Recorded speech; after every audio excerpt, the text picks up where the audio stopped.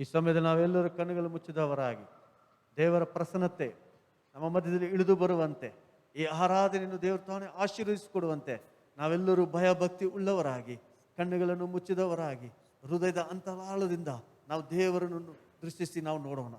ಪರಿಶುದ್ಧನಾದ ನಮ್ಮ ತಂದೆ, ಅಪ್ಪ ನಿಮಗೆ ಸ್ತೋತ್ರ ರಾಜ. ಸ್ವಾಮಿ, ಬೆಳಗಿನ ಸಮಯದಲ್ಲಿ ಕರ್ತನೆ ನಿಮ್ಮ ಪ್ರಸನ್ನತೆ ನಮ್ಮ ಮಧ್ಯದಲ್ಲಿ ಇಳಿದು ಬರಲಿ, ಈ ಆರಾಧನೆಯಲ್ಲಿ ಇಳಿದು ಬರಲಿ ರಾಜ. ಹೌದು ಕರ್ತನೆ, ನೀವು ಇಲ್ಲದೆ ಸ್ವಾಮಿ ಇದು ಆರಾಧನೆ ಬರಿದಾಗಿರುತ್ತದೆ ರಾಜ. ನಿಮ್ಮ ಪ್ರಸನ್ನತೆ ಇರುವುದಾದರೆ ಸ್ವಾಮಿ, ಓ ಕರ್ತನೆ, ಈ ಆರಾಧನೆ ಮಹಿಮೆಯಾಗಿ ಸ್ವಾಮಿ ಬಲವಾಗಿಯೂ ಕರ್ತನೆ, ಓ ಕರ್ತನೆ ಅದ್ಭುತವಾಗಿ ಸ್ವಾಮಿ ನಡೆಯುತ್ತೆ ರಾಜ. ನಿಮ್ಮ ಪ್ರಸನ್ನತೆ ಈ ಆರಾಧನೆ ಇಳಿಯಬೇಕಾಗಿ ಬೇಡುತ್ತಾ ಇದ್ದೀವಿ ಸ್ವಾಮಿ. ಹೌದು ಕರ್ತನೆ, ಈ ಆಲಯ ಕರ್ತನೆ ಸಂಪೂರ್ತಿಯಾಗಿ ಕರ್ತನೆ ನಿಮ್ಮ ಪ್ರಸನ್ನದಿಂದ ನೀವು ತುಂಬಿಸಬೇಕಾಗಿ ಬೇಡುತ್ತಾ ಇದ್ದೀವಿ ರಾಜ. ಬರದೇ ಇರುವ ಆತ್ಮ ಮಕ್ಕಳು ಕರ್ತನೆ ಬರುವಂತೆ ಸ್ವಾಮಿ, ಅವ್ರಿಗಿರುವ ಎಲ್ಲ ತಡೆಗಳನ್ನು ಸ್ವಾಮಿ, ಎಲ್ಲ ಅಡ್ಡಿಗಳನ್ನು ಸ್ವಾಮಿ, ಅದು ಯೇಸುವಿನ ನಾಮದಲ್ಲಿ ನೀವು ತೆಗೆದುಹಾಕಬೇಕಾಗಿ ಬೇಡುತ್ತಾ ಇದ್ದೀವಿ ರಾಜ. ಬೇಗನೆ ಬಂದು ಭಾಗವಹಿಸುವಂತೆ ರಾಜ, ನಿಮ್ಮನ್ನು ಆರಾಧನೆ ಮಾಡುವಂತೆ, ನಿಮ್ಮ ದೇವರ ವಾಕ್ಯವನ್ನು ಕೇಳುವಂತೆ ಸ್ವಾಮಿ ನೀವು ಮಾರ್ಪಡಿಸು ರಾಜ. ಕರ್ತನೆ, ಈ ಆರಾಧನೆಯನ್ನು ಸ್ವಾಮಿ ಆರಂಭದಿಂದಲೂ ಮುಗಿಯುವವರೆಗೂ ಕರ್ತನೆ ನಿಮ್ಮ ಕರ್ತನ ಪ್ರಸನ್ನದಿಂದ ತುಂಬಿಸಬೇಕಾಗಿ ಬೇಡುತ್ತಾ ಇದೀವಿ ರಾಜ. ನಿಮ್ಮ ಕರದಲ್ಲಿ ಕೊಡ್ತಾ ಇದೀವಿ. ಇದು ಮನುಷ್ಯರು ನಡೆಸುವುದಲ್ಲ ರಾಜ, ಪವಿತ್ರ ಆತ್ಮನೇ ನೀವು ನಮ್ಮ ಮಧ್ಯದಲ್ಲಿದ್ದು ನೀವು ನಡೆಸಿಕೊಡಬೇಕಾಗಿ ಬೇಡುತ್ತಾ ಇದೀವಿ ಅಪ್ಪ. ನೀವೇ ಕರ್ತನೆ ತೆಗೆದು ನಡೆಸು, ಆಶೀರ್ವದಿಸು, ಬಲಪಡಿಸು. ಯೇಸುವಿನ ನಾಮದಲ್ಲಿ ನನ್ನ ಪ್ರಾರ್ಥನೆ ಕೇಳು ನನ್ನ ಸ್ವರ್ಗೀಯ ತಂದೆಯೇ.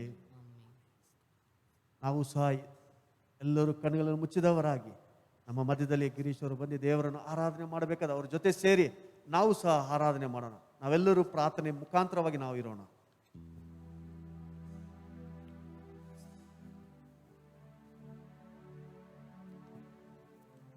Hallelujah, hallelujah. ಎಲ್ಲರೂ ಒಂದು ಸಂತೋಷದಿಂದ ಕರಗಳನ್ನೆತ್ತಿ ಆ ದೇವರಿಗೆ ಹಲ್ಲೆಲೂಯಾ ಎಂಬುದಾಗಿ. ಹಲ್ಲೆಲೂಯಾ. ಈ ಸಮಯದಲ್ಲಿ ಕಣ್ಣುಗಳನ್ನು ಮುಚ್ಚಿ ನಾವು ದೇವರ ಸಮ್ಮುಖದಲ್ಲಿ ನಾವು ಕಾಣಲ್ಪಡೋಣ. ಪರಿಶುದ್ಧನಾದ ದೇವನೇ ನಿನ್ನ ನಾಮಕ್ಕೆ ಸ್ತೋತ್ರ ಅಪ್ಪ. ಉದರಾಜಿ ಆಶೀರ್ವದಿಸಲ್ಪಟ್ಟಂತ ಈ ಒಳ್ಳೆ ಸಮಯಕ್ಕೋಸ್ಕರವಾಗಿ ಸ್ತೋತ್ರ ಮಾಡ್ತೇವೆ ಅಪ್ಪ. ನಿನ್ನ ಮಕ್ಕಳಾಗಿ ಕರ್ತನೆ ಈ ಸಮಯದಲ್ಲಿ ಕರ್ತನೆ ನಿನ್ನ ಅಪ್ಪ ಉದರಾಜ ಆರಾಧಿಸುವುದಕ್ಕೋಸ್ಕರವಾಗಿ ಕರ್ತನೆ ನಾವು ಕೂಡಿ ಬಂದಿದ್ದೇವೆ ಕರ್ತನೆ. ಅಪ್ಪ ಉದರಾಜ ನಮ್ಮೊಟ್ಟಿಗೆ ದೇವನೇ ಈ ಆರಾಧನೆಯಲ್ಲಿ ನಿನ್ನ ಕಾರ್ಯಗಳನ್ನು ಮಾಡು, ಯೇಸುವಿನ ನಾಮದಲ್ಲಿ ತಂದೆ, amen. Hallelujah.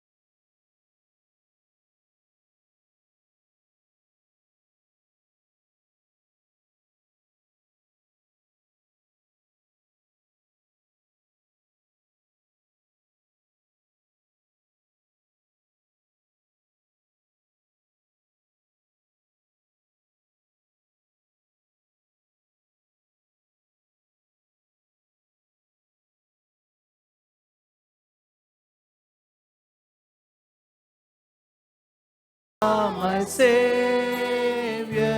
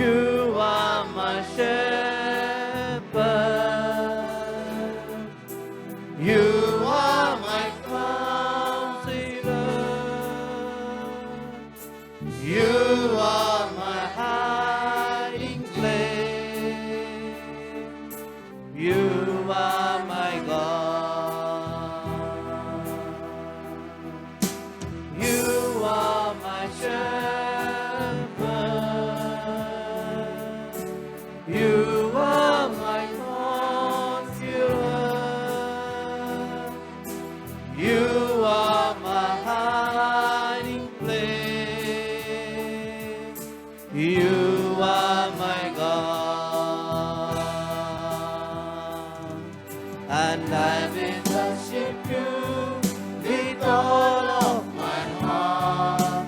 I will seek your face all through my life. I will serve you, Lord, with all that I am. Here I am. Here I am. Oh Lord, here I am. Oh Lord, here I am. Oh Lord, here I am. ಈ ಬೆಳಗಿನ ಜಾವದಲ್ಲಿ ನಾವು ದೇವರ ಸಮ್ಮುಖದಲ್ಲಿ ದೇವನೇ ಅಪ್ಪ ಉದರಾಜನಿಂದ ಮಗಳಾಗಿ ನಾನು ಬಂದಿದ್ದೀನಿ ದೇವನೇ ಎಂಬುದಾಗಿ ಹೇಳಿ ನಾವೆಲ್ಲರೂ ಎದ್ದು ನಿಂತವರಾಗಿ ದೇವರ ಸಮ್ಮುಖದಲ್ಲಿ ನಾವು ದೇವರನ್ನು ಆರಾಧಿಸೋಣ. ದೇವನೇ ನಾನು ನಿನ್ನನ್ನು ದೇವನೇ ಇನ್ನೂ ಹೆಚ್ಚಾಗಿ ದೇವನೇ ಅಪ್ಪ ಉದರಾಜ ಪ್ರೀತಿಸ್ತೀನಿ ದೇವನೇ, ಇನ್ನೂ ದೇವನೇ ನಿಮ್ಮನ್ನ ಅಪ್ಪ ಉದರಾಜ ಅಧಿಕವಾಗಿ ಅಪ್ಪ ಉದರಾಜ ನಾನು ನಿನ್ನನ್ನು ಅಪ್ಪ ಆರಾಧಿಸ್ತೀನಿ ದೇವನೇ ಎಂಬುದಾಗಿ ಹೇಳಿ ನಾವು ದೇವರ ಸಮ್ಮುಖದಲ್ಲಿ ನಮ್ಮನ್ನು ನಾವು ಒಪ್ಪಿಸಿಕೊಡೋಣ. ಹಾಲೆಲೂಯ, ನಿಮಗೆ ಸ್ತೋತ್ರ ದೇವನೇ. ಹಾಲೆಲೂಯ, ಓ ಹಾಲೆಲೂಯ, ಹಾಲೆಲೂಯ. ಯೇಸುವೇ ನಿಮಗೆ ಸ್ತೋತ್ರ.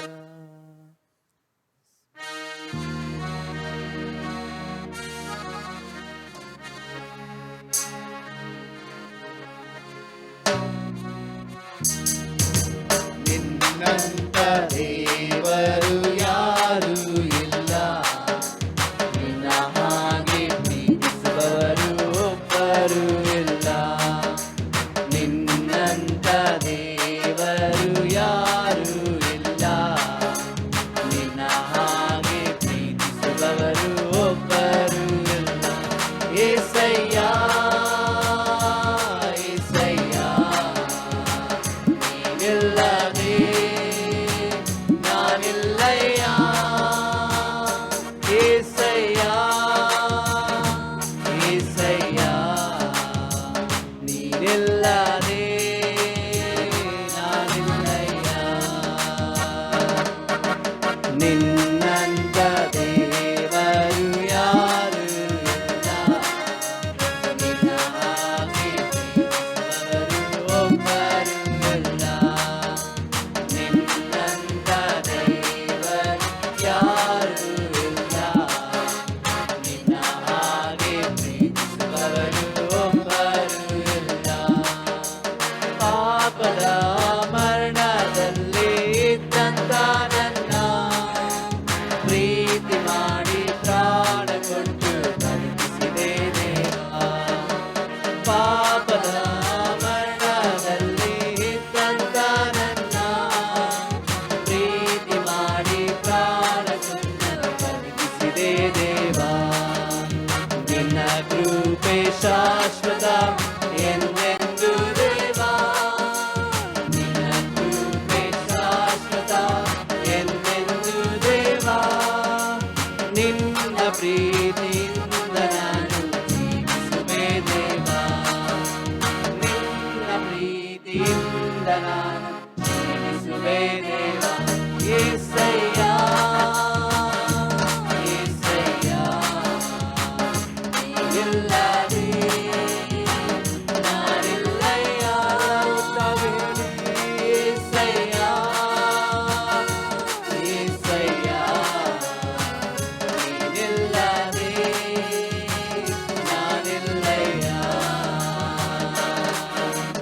ನಿನ್ನಂತ ದೇವರು ಯಾರೂ ಇಲ್ಲ, ನಿನ್ನ ಹಾಗೆ ಪ್ರೀತಿಸುವವರು ಒಬ್ಬರೂ ಇಲ್ಲ. ನಿನ್ನಂತ ದೇವರು ಯಾರೂ ಇಲ್ಲ, ನಿನ್ನ ಹಾಗೆ ಪ್ರೀತಿಸುವವರು ಒಬ್ಬರೂ ಇಲ್ಲ. ನನ್ನಯ ಜೀವಿತವೆಲ್ಲವನ್ನು ತಿಳಿದಿರುವೆ ನೀನು, ನನ್ನಯ ಕುರಿತು ಹಿತವಾಗಿ ಚಿಂತಿಸುವೆ ನೀನು. ನನ್ನಯ ಜೀವಿತವೆಲ್ಲವನ್ನು ತಿಳಿದಿರುವೆ ನೀನು, ನನ್ನಯ ಕುರಿತು ಹಿತವಾಗಿ ಚಿಂತಿಸುವೆ ನೀನು. ನಿನ್ನಯ ಕರದಿ ಹಿಡಿದು ನನ್ನ ನಡೆಸಿರುವೆ ದೇವ. ನಿನ್ನಯ ಕರದಿ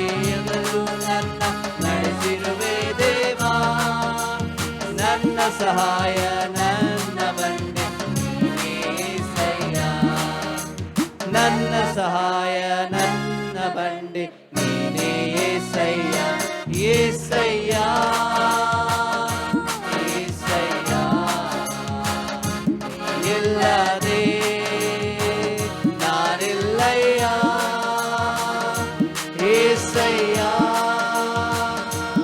యేసయ్ಯ ನೀನಿಲ್ಲದೆ ನಾನಿಲ್ಲಯ್ಯ. ನಿನ್ನಂತ ದೇವರು ಯಾರೂ ಇಲ್ಲ. ನಿನ್ನ ಹಾಗೆ ಪ್ರೀತಿಸುವವರು ಒಬ್ಬರು ಇಲ್ಲ. ನಿನ್ನಂತ ದೇವರು ಯಾರೂ ಇಲ್ಲ. ನಿನ್ನ ಹಾಗೆ ಪ್ರೀತಿಸುವವರು ಒಬ್ಬರು ಇಲ್ಲ. ಕಷ್ಟಗಳಲ್ಲಿ ದುಃಖಗಳಲ್ಲಿ ಜೊತೆಯಾಗಿರುವವರು, ರೋಗದಲ್ಲಿ ಸಂಕಟದಲ್ಲಿ ಬಲವ ಕೊಡುವವನು. ಕಷ್ಟಗಳಲ್ಲಿ ದುಃಖಗಳಲ್ಲಿ ಜೊತೆಯಾಗಿರುವವನು, ರೋಗದಲ್ಲಿ ಸಂಕಟದಲ್ಲಿ ಬಲವ ಕೊಡುವವನು. ಕೊರತೆಗಳನ್ನು ನೀಗಿಸುವವನು ನೀನೇ యేసయ్ಯ. ಕೊರತೆಗಳನ್ನು ನೀಗಿಸುವವನು ನೀನೇ యేಸಯ್ಯ. ಸೋಲುಗಳಲ್ಲಿ ಜಯವನ್ನು ಕೊಡುವ ದೇವ ನೀನಯ್ಯ. ನಮ್ಮ ಸೋಲುಗಳಲ್ಲಿ ಜಯವನ್ನು ಕೊಡುವ ದೇವ ನೀನಯ್ಯ. యేసయ్య యేಸಯ್ಯ ನೀನಿಲ್ಲದೆ ಇಲ್ಲದೆ ನಾನಿಲ್ಲಯ್ಯ. యేసయ్య యేಸಯ್ಯ ನೀನಿಲ್ಲದೆ ನಾನಿಲ್ಲಯ್ಯ. ನಿನ್ನಂತ ದೇವರು ಯಾರೂ ಇಲ್ಲ. ನಿನ್ನ ಹಾಗೆ ಪ್ರೀತಿಸುವವರು ಒಬ್ಬರು ಇಲ್ಲ. ನಿನ್ನಂತ ದೇವರು ಯಾರೂ ಇಲ್ಲ. ನಿನ್ನ ಹಾಗೆ ಪ್ರೀತಿಸುವವರು ಒಬ್ಬರು ಇಲ್ಲ. ಹೌದು ಪ್ರೀತಿಯುಳ್ಳವರೇ, ಆತನ ಹಾಗೆ ಪ್ರೀತಿಸುವವರು ಈ ಲೋಕದಲ್ಲಿ ಯಾರೂ ಇಲ್ಲ. ಆತನು ನಾವು ಈ ಲೋಕಕ್ಕೆ ಬರಗುವುದಕ್ಕಿಂತ ಮುಂಚಿತವಾಗಿ ನಮಗೋಸ್ಕರವಾಗಿ ಆತನು ಚಿಂತಿಸಿ ನಮಗೋಸ್ಕರವಾಗಿ ಎಲ್ಲವನ್ನು ಮಾಡಿ ಮುಗಿಸಿರುವಂತಹ ದೇವನು.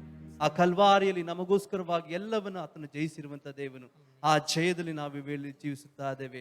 ಈ ವೇಳೆಯಲ್ಲಿ ನಾವೆಲ್ಲರೂ ಕುಳಿತುಕೊಳ್ಳೋಣ. ಈ ದೇವರು ತಾನೇ ಆರಾಧನೆಯನ್ನು ಆಶೀರ್ವದಿಸಿ ಕೊಡಿದ್ದಕ್ಕೋಸ್ಕರವಾಗಿ, ದೇವನೇ ಆರಾಧನೆಯಲ್ಲಿ ದೇವನನ್ನು ಚಲಿಸೋದಕ್ಕೋಸ್ಕರವಾಗಿ ಸ್ತೋತ್ರ ಎಂಬುದಾಗಿ ಹೇಳಿ ನಾವು ದೇವರಿಗೆ ಸ್ತೋತ್ರವನ್ನು ಸಲ್ಲಿಸೋಣ. ಈ ವೇಳೆಯಲ್ಲಿ ನಾವೆಲ್ಲರೂ ಒಂದು ಇಂಗ್ಲಿಷ್ ಹಾಡನ್ನು ಹಾಡೋಣ. I will sing a new song to Jesus ಎಂಬಂತ ಹಾಡನ್ನು ಹಾಡಿ ನಾವು ದೇವನಾಮವನ್ನು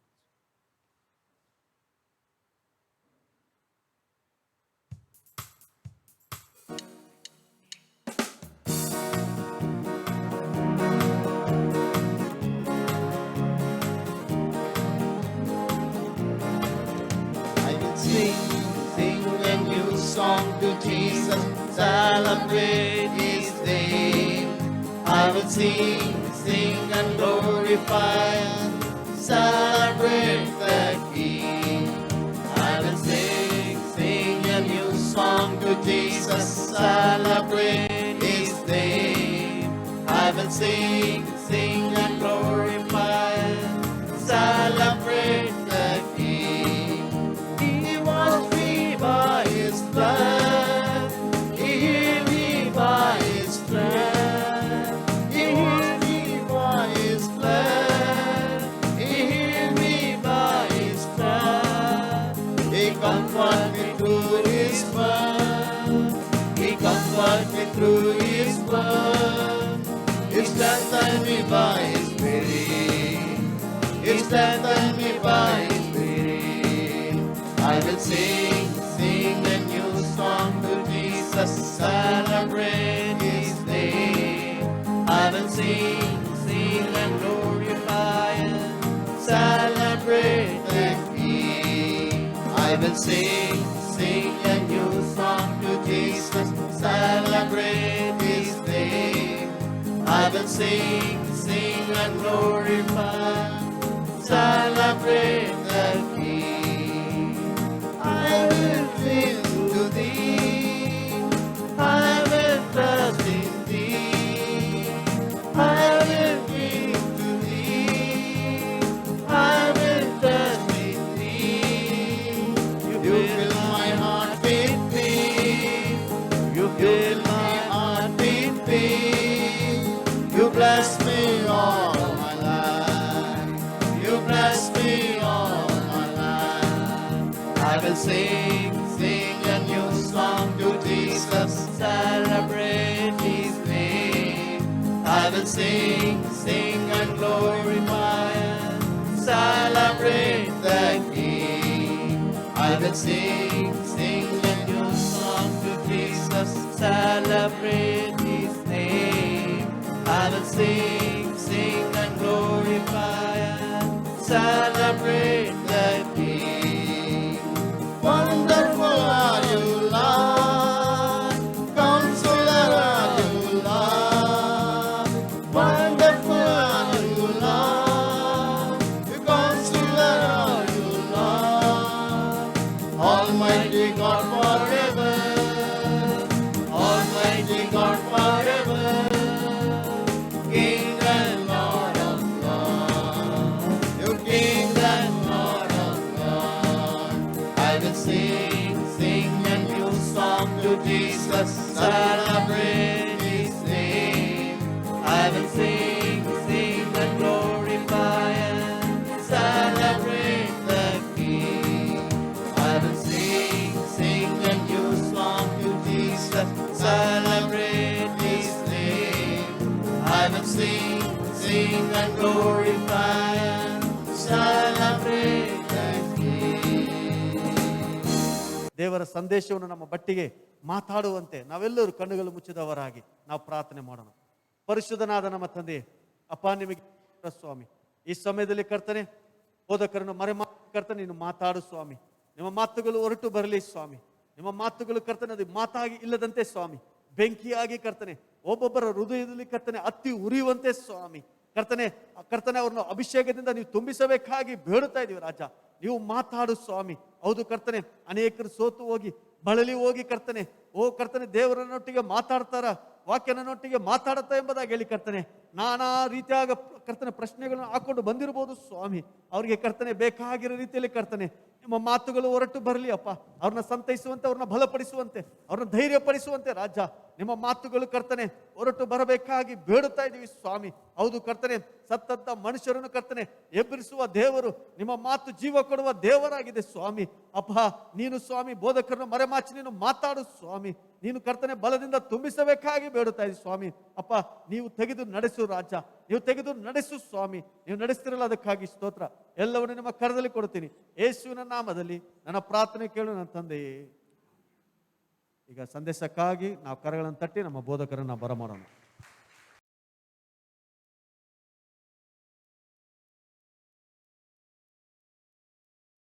Praise the Lord. ದೇವರಿಗೆ ಸ್ತೋತ್ರವಾಗಲಿ. God bless you all. ದೇವರು ನಿಮ್ಮನ್ನು ಆಶೀರ್ವದಿಸಲಿ. It is a very pleasant day and a good day that we all gathered together here in the presence of God. ದೇವರ ಪ್ರಸನ್ನತೆಯಲ್ಲಿ ನಾವೆಲ್ಲರೂ ಕಾಣಲ್ಪಡುವಂಥದ್ದು ಆತನು ಕೊಟ್ಟಿರುವಂಥ ಒಂದು ಶುಭಕರವಾದಂಥ ದಿನವಾಗಿ ನಮಗೆ ಕಾಣಲ್ಪಡ್ತಾ ಇದೆ. So many people do not have this opportunity to come and worship God, but we have that.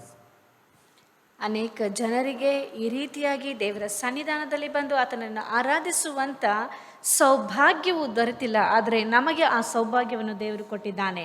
Many people who have started this year are not alive to be in the presence of God. ಇಂದಿನ ದಿನಗಳಲ್ಲಿ ಇಲ್ಲಿ ಕಾಣಲ್ಪಡದಿರುವಂಥ ಅನೇಕ ಜನರು ದೇವರ ಪ್ರಸನ್ನತೆಯಲ್ಲಿ ಕಾಣಲ್ಪಡುವುದಕ್ಕೆ ಅವರು ಜೀವಂತವಾಗಿ ಇಲ್ಲ. But God's mercies is upon us so that we are healthy and we present ourselves in the temple of God. ದೇವರ ಕೃಪೆಯು ನಮ್ಮ ಮೇಲೆ ಕಾಣಲ್ಪಡುತ್ತಾ ಇರೋದ್ರಿಂದ ನಾವು ಆರೋಗ್ಯಕರವಾಗಿಯೂ ಆತನ ಸನ್ನಿಧಾನದಲ್ಲಿ ಬಂದು ಆರಾಧಿಸುವುದಕ್ಕೂ ದೇವರು ನಮ್ಮನ್ನು ಇಟ್ಟಿದ್ದಾನೆ. Say hallelujah. Hallelujah. God bless you. ದೇವರು ನಿಮ್ಮನ್ನು ಆಶೀರ್ವದಿಸಲಿ. So let me straight away go to the subject. ನಾವು ದೇವರ ಸಂದೇಶಕ್ಕೆ ಹೋಗೋಣ. This week I want to talk to you on building your house with 7 pillars, part 4. ಈ ವಾರದಲ್ಲಿಯೂ ನಿಮ್ಮೊಂದಿಗೆ ನಮ್ಮ ಮನೆಯನ್ನು ಒಂದು 7 ಸ್ತಂಭಗಳ ಮೇಲೆ ಕಟ್ಟುವುದು ಎನ್ನುವಂಥ ಶೀರ್ಷಿಕೆಯ 4ನೆಯ ಭಾಗವನ್ನು ನೋಡಲಿದ್ದೇವೆ. We have been seeing how to build our house in the last few weeks. ಕಳೆದ ಕೆಲವು ವಾರಗಳಿಂದ ನಮ್ಮ ಮನೆಯನ್ನು ಹೇಗೆ ಕಟ್ಟುವುದು ಎಂಬುದಾಗಿ ನಾವು ನೋಡಿದೆವು. So this week also I want to continue the same topic. ಈ ವಾರದಲ್ಲಿಯೂ ಅದೇ ಶೀರ್ಷಿಕೆಯಲ್ಲಿ ನಿಮ್ಮೊಂದಿಗೆ ಮಾತಾಡಲು ಬಯಸುತ್ತೇನೆ. We have already seen 2 pillars. One is the Spirit of God.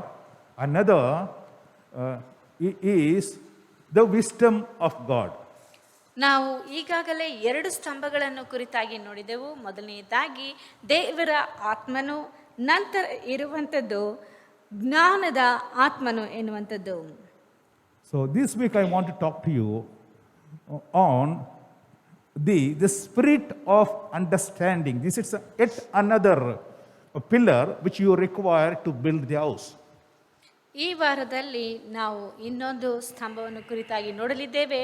ಅದು ತಿಳುವಳಿಕೆಯ ಆತ್ಮ. You know, school students, they know when the teacher teaches in the class, after completing her teaching, she will always ask, do you understand? Do you understand? Do you understand what I am telling? That is the question we often get from the teachers.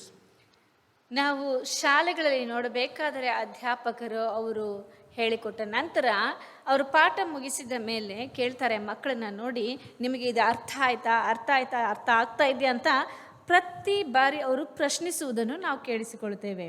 The teacher has taught the subject, but still the students are sometimes not able to understand what she teaches. ಅಧ್ಯಾಪಕರು ಆ ವಿಷಯವನ್ನೇನೋ ಅವರಿಗೆ ಅರ್ಥೈಸಿರುತ್ತಾರೆ, ಆದರೆ ಮಕ್ಕಳಿಗೆ ಅದು ಯಾವ ವಿಷಯ ಏನು ಎಂಬುದಾಗಿ ಅರ್ಥವಾಗಿರುವುದಿಲ್ಲ.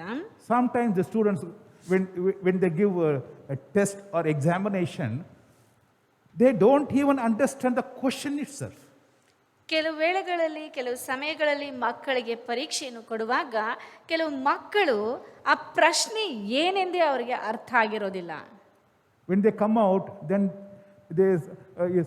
his or her friends will tell, "Oi, what they asked only this one. Oh, I knew the answer, but I did not understand the question." ಆಗ ಅವರು ಪರೀಕ್ಷೆ ಮುಗಿಸಿ ಹೊರಗೆ ಬಂದ ನಂತರ ಅವರ ಸಹಪಾಠಿಗಳು ಈ ಪ್ರಶ್ನೆಯನ್ನು ನನಗೆ ಗೊತ್ತಿಲ್ಲ ಅಂತ ಕೇಳಬೇಕಂದ್ರೆ, ಇದಕ್ಕೆ ಇದೇ ಉತ್ತರ ಅಂತ ಹೇಳಬೇಕಂದ್ರೆ ಮಕ್ಕಳು ಹೇಳ್ತಾರೆ, ಓ ಇದಾ ಉತ್ತರ, ನಾನು ಪ್ರಶ್ನೆ ಅರ್ಥ ಮಾಡ್ಕೊಂಡಿಲ್ಲ ಅಂತ ಅವರು ಹೇಳ್ತಾರೆ. Reason? The spirit of understanding is not there. ಕಾರಣ ತಿಳುವಳಿಕೆಯ ಆತ್ಮವು ಅಲ್ಲಿ ಇಲ್ಲ.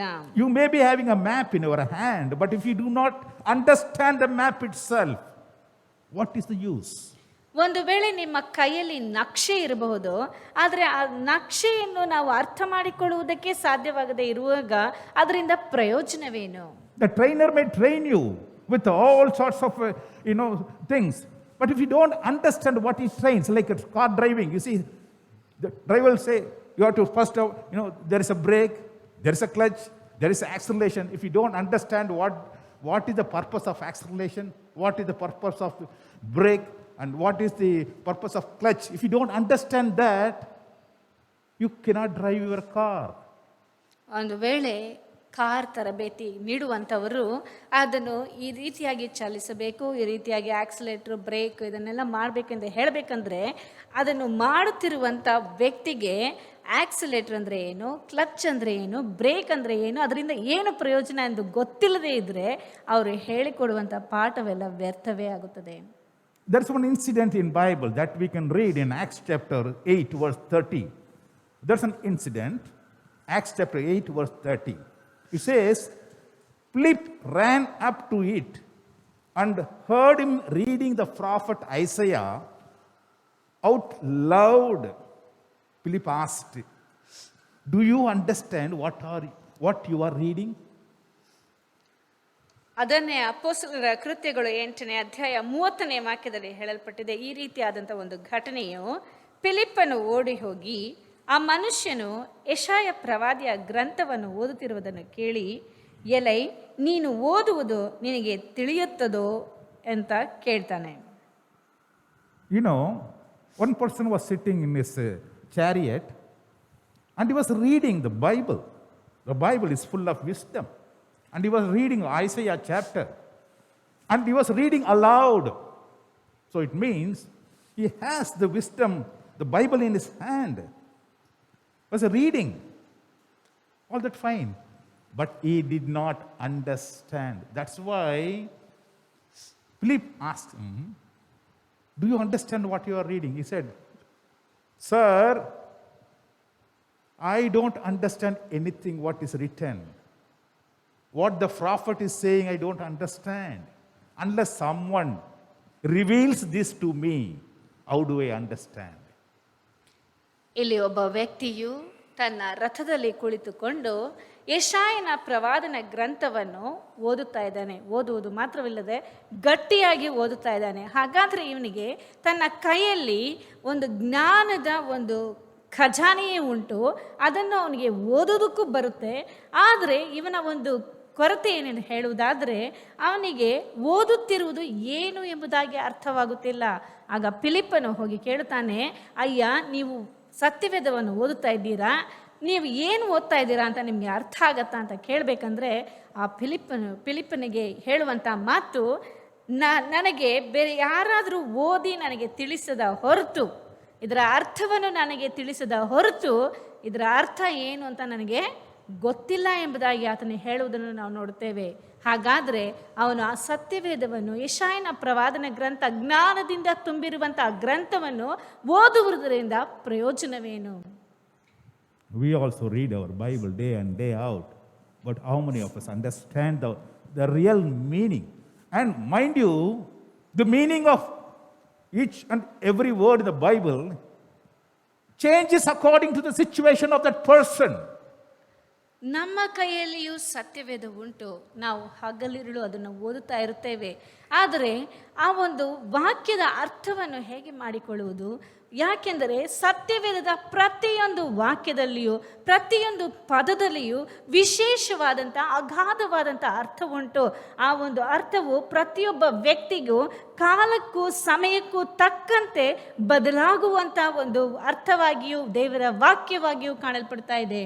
Unless the Spirit of God reveals that to you, how do you understand?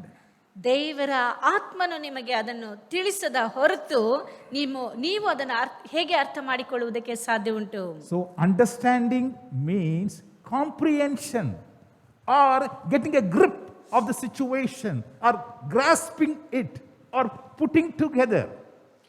ಅರ್ಥ ಮಾಡಿಕೊಳ್ಳುವುದು, ತಿಳಿದುಕೊಳ್ಳುವುದು ಎಂದು ಹೇಳಬೇಕೆಂದು ಹೇಳುವುದಾದರೆ ಅದನ್ನು ಗ್ರಹಿಕೆ ಮಾಡುವಂಥದ್ದು ಮತ್ತು ಅದರ ಹಿಡಿತ, ಅದರ ಅರ್ಥ ಸಂಪೂರ್ಣವಾಗಿ, ಅದರ ತಾತ್ಪರ್ಯ ಏನು ಎಂಬುದಾಗಿ ಸಂಪೂರ್ಣವಾಗಿ ತಿಳಿದುಕೊಳ್ಳುವಂಥದ್ದಾಗಿ ಕಾಣಲ್ಪಡುತ್ತಾ ಇದೆ.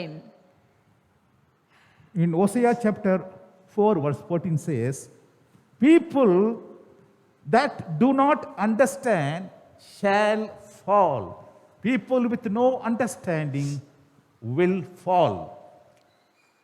ಹೋಶೇಯನ ಪ್ರವಾದನ ಗ್ರಂಥ 4ನೇ ಅಧ್ಯಾಯ 14ನೇ ವಾಕ್ಯದ ಕೊನೆಯಲ್ಲಿ ಹೇಳಲ್ಪಟ್ಟಿದೆ, ವಿವೇಕವಿಲ್ಲದ ಜನರು ಕೆಡವಲ್ಪಡುವರು, ವಿವೇಕ ಇಲ್ಲದೆ ಇರುವಂಥ ಜನರು ಕೆಳಕ್ಕೆ ಬೀಳುವರು ಎಂಬುದಾಗಿ ಇಲ್ಲಿ ಹೇಳಲ್ಪಟ್ಟಿದೆ.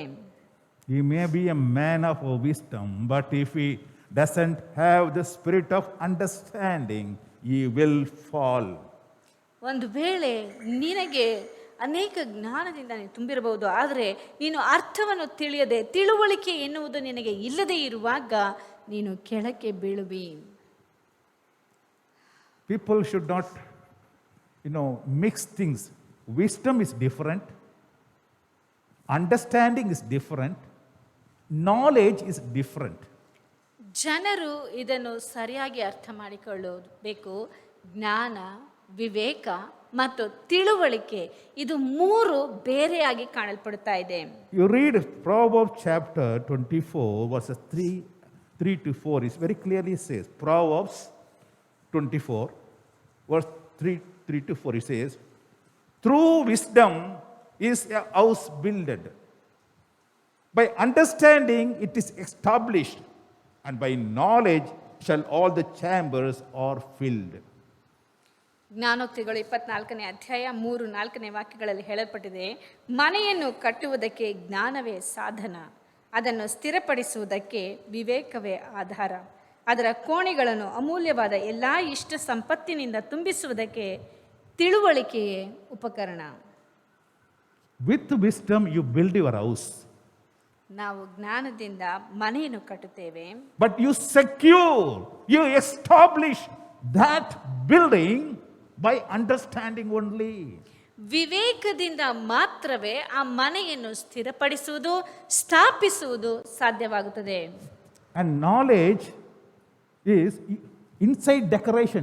You do the painting and keep all so many good articles and pleasant things in the house. Decorating the house is with knowledge. ಆ ಮನೆಯನ್ನು ಯಾವ ರೀತಿಯಾಗಿ ಅಮೂಲ್ಯ ವಸ್ತುಗಳಿಂದ ಹೇಗೆ ಅದನ್ನು ಶೃಂಗರಿಸಬೇಕು ಎಂದು ಹೇಳುವಂಥದ್ದು ತಿಳುವಳಿಕೆಯಾಗಿ ಕಾಣಲ್ಪಡುತ್ತದೆ. Without understanding, if you build your house on sand where water flows, my dear friend, it will get washed away like we have seen nowadays in the flood. There are so many big buildings, multi-story buildings. So, all that buildings, they were washed away just like a pack of, cotton boxes. ನಮ್ಮ ಮನೆಯನ್ನು ನಾವು ಸ್ಥಿರವಾಗಿ ಕಟ್ಟಬೇಕು. ಆ ರೀತಿಯಾಗಿ ಸ್ಥಿರವಾಗಿ ಕಟ್ಟದೆ ಹೋದರೆ, ಉಸುಬಿನ ಮೇಲೆ ಕಟ್ಟುವುದಾದರೆ ಪ್ರವಾಹವು ಬರುವಂಥ ಸಮಯದಲ್ಲಿ ಅವೆಲ್ಲವೂ ಕೊಚ್ಚಿಕೊಂಡು ಹೋಗುವಂಥದ್ದಾಗಿದೆ. That's why in Luke chapter 6 verse 48 says, a man of understanding, I can tell you, he builds his house. They are like a person building a house who dug a deep hole to lay the foundation on the rock.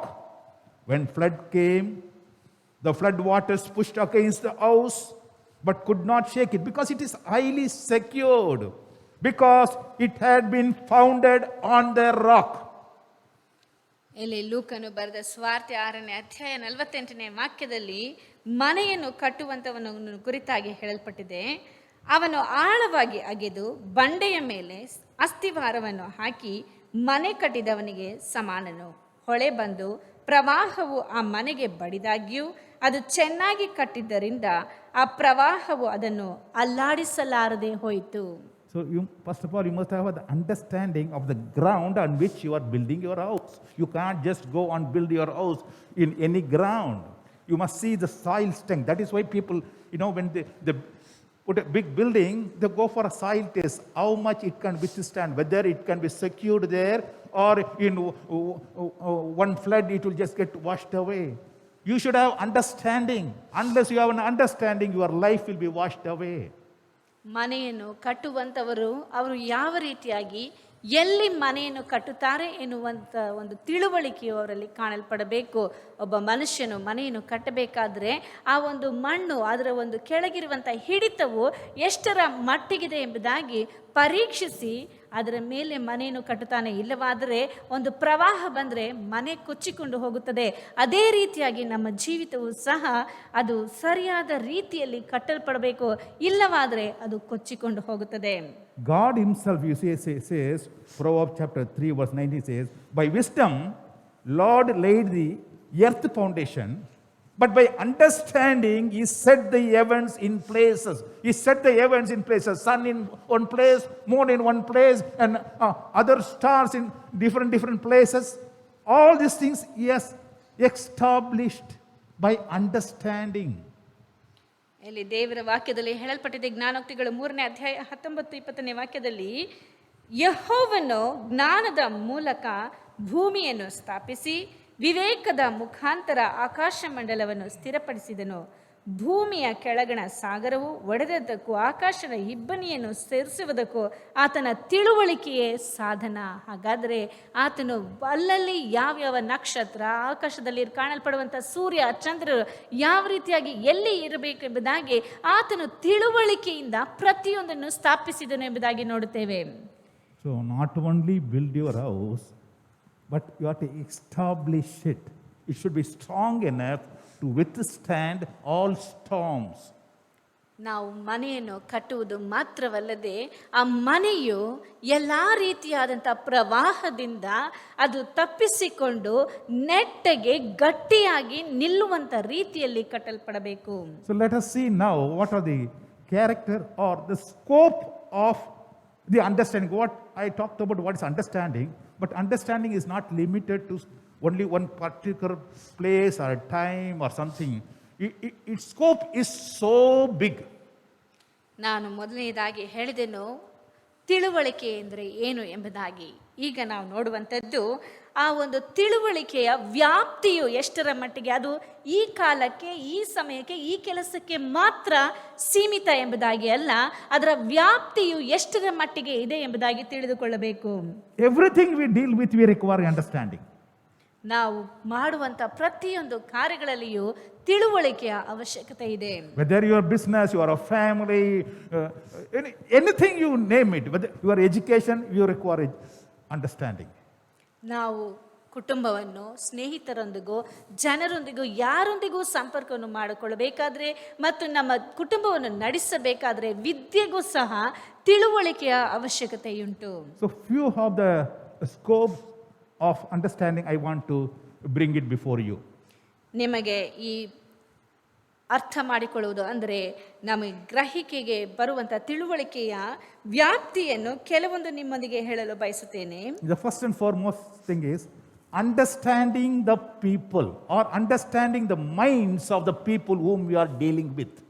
ಮೊಟ್ಟ ಮೊದಲನೇದಾಗಿ ನೀವು ಸಂಪರ್ಕಿಸುವಂಥ ಒಂದು ಸಂಪರ್ಕವನ್ನು ಇಟ್ಟುಕೊಂಡಿರುವಂಥ ವ್ಯಕ್ತಿಗಳ ಮನಸ್ಸನ್ನು ತಿಳಿದುಕೊಳ್ಳುವಂಥ ಆತ್ಮ. We deal with many people. We deal with our family members. We deal with different language people. We deal with different caste people. We deal with different foreigners. We deal. The people are not same. Each one has their own character. ನಾವು ಕುಟುಂಬದ ಸದಸ್ಯರೊಂದಿಗೂ, ಸ್ನೇಹಿತರೊಂದಿಗೂ, ಬೇರೆ ಜನರೊಂದಿಗೂ ಮತ್ತು ಬೇರೆ ವಿದೇಶಿಯರೊಂದಿಗೂ ಸಹ ಸಂಪರ್ಕವನ್ನು ಇಟ್ಟುಕೊಂಡಿರುತ್ತೇವೆ. ಆದರೆ ಅವರೆಲ್ಲರ ಆತ್ಮ, ಅವರೆಲ್ಲರ ಮನಸ್ಸು ಒಂದೇ ರೀತಿಯಾಗಿ ಕಾಣಲ್ಪಡುವುದಿಲ್ಲ. ಎಲ್ಲರೂ ಬೇರೆ ಬೇರೆ ರೀತಿಯಾಗಿರುತ್ತಾರೆ. ಅದಕ್ಕೆ ನಮಗೆ ತಿಳುವಳಿಕೆಯ ಅವಶ್ಯಕತೆ ಇದೆ. Different people understand things in a different ways. ಬೇರೆ ಬೇರೆ ವ್ಯಕ್ತಿಗಳು ಬೇರೆ ಬೇರೆ ರೀತಿಯಾಗಿ ಕೆಲವು ಕಾರ್ಯಗಳನ್ನು ಅರ್ಥ ಮಾಡಿಕೊಳ್ಳುತ್ತಾರೆ. You may be telling them one particular thing, but they'll be understanding the way they want it. ನೀವು ಒಂದು ವಿಷಯವನ್ನು ಹೇಳಬೇಕಾದ್ರೆ ಅದನ್ನು ಕೇಳಿಸಿಕೊಳ್ಳುವಂಥ ವ್ಯಕ್ತಿಯು ಅವರದೇ ಆದಂಥ ರೀತಿಯಲ್ಲಿ ಅದನ್ನು ಅರ್ಥ ಮಾಡಿಕೊಂಡಿರುತ್ತಾರೆ. Initially, there was an advertisement for, washing detergent. ಇದು ಬಟ್ಟೆ ಒಗೆಯುವ ಸೋಪನ್ನು ಕುರಿತಾಗಿ ಒಂದು ಜಾಹೀರಾತು ಉಂಟು. Now what's all, there's an advertisement on the Rin. Immediate wash by Rin. ರಿನ್ನಿಂದ ತಕ್ಷಣ ಅದರ ಒಗೆತದಿಂದ ಅದು ಬಟ್ಟೆ ಹೊಳಪಾಗುತ್ತದೆ ಎನ್ನುವಂಥ ಒಂದು ಜಾಹೀರಾತುಂಟು. The advertisement here in India is, take the cloth, a dirty cloth, put it in the Rin water, take it out and show it is now white, bright white. ಇಲ್ಲಿ ಭಾರತದಲ್ಲಿ ಒಂದು ರಿನ್ ಇರುವಂಥ ಸೋಪ್ ಇರುವಂಥ ನೀರಿನಲ್ಲಿ ಕೊಳೆಯ ಬಟ್ಟೆಯನ್ನು ತೆಗೆದು ಅದರಲ್ಲಿ ಹಾಕುತ್ತಾರೆ. ಅದನ್ನು ತೆಗೆದು ತೋರಿಸಬೇಕಾದ್ರೆ ಅದು ಬಿಳಿಯಾಗಿ ಸುಂದರವಾಗಿ ಮಾರ್ಪಟ್ಟಿರುತ್ತದೆ. Correct? That's how they advertise here, no? ಅದೇ ರೀತಿಯಾಗಿದೆಯಲ್ಲ ಜಾಹೀರಾತಿಯಲ್ಲಿ, ನೋಡಿದಿರಲ್ಲ? Have you seen? You're not seeing TVs. Very good people, I think. They're very nice people. They don't even see. I think day and day out this advertisement comes. Even now it comes. Today, if you've not seen it, go open your TV and see what pastor told. ನೀವು ನೋಡಿದ್ರೆ He takes one dirty cloth, pours some ink in that and shows to you it's a dirty cloth, puts in rin water and takes it, here comes out a bright white cloth. ಅಲ್ಲಿ ಜಾಹೀರಾತಿನಲ್ಲಿ ಕೊಳೆಯ ಬಟ್ಟೆಯನ್ನು ತೆಗೆದು ಆ ಸೋಪಿನ ನೀರಿನಲ್ಲಿ ಹಾಕಿ ತೆಗೆದುವಂಥ ಸಮಯದಲ್ಲಿ ಅದು ಹೊಳೆಯುವಂಥ ಬಿಳಿ ವಸ್ತ್ರವಾಗಿ ಹೊರಗೆ ಬರುತ್ತದೆ. If the same advertisement, ಅದೇ ಜಾಹೀರಾತು if it puts in Saudi Arabia, ಇದೇ ಸೌದಿ ಅರೇಬಿಯಾದಲ್ಲಿ ಹಾಕುವುದಾದ್ರೆ how do they read? ಅದನ್ನು ಅವರು ಹೇಗೆ ಅರ್ಥ ಮಾಡಿಕೊಳ್ತಾರೆ? Oh, we don't want this soap. No. It makes all my white cloth into dirty cloth, because they read from this side. White cloth, rin, then dirty cloth, because they read from this side. We read from this side, they read from this side.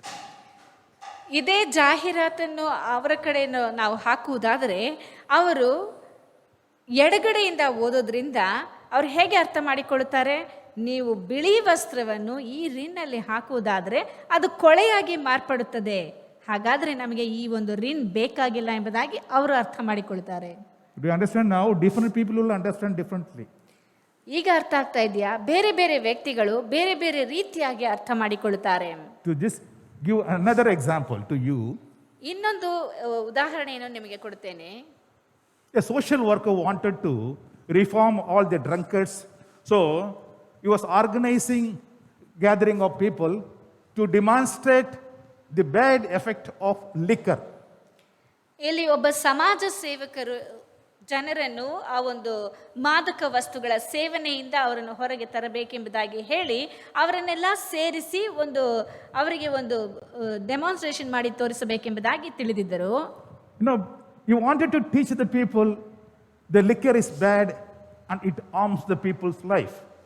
ಅವರಿಗೆ ಈ ಒಂದು ಮಾದಕ ವಸ್ತುವಿನ ಸೇವನೆಯು ಮನುಷ್ಯರ ಜೀವನವನ್ನು ಅದು ನಷ್ಟಪಡಿಸುತ್ತದೆ ಎಂಬುದಾಗಿ ಅವರಿಗೆ ತಿಳಿಸಬೇಕೆಂಬುದಾಗಿದ್ದರು. So he brought one empty glass tumbler. ಆಗ ಅವರು ಖಾಲಿ ಇರುವಂತ ಒಂದು ಗ್ಲಾಸ್ ಅನ್ನು ತಂದ್ರು.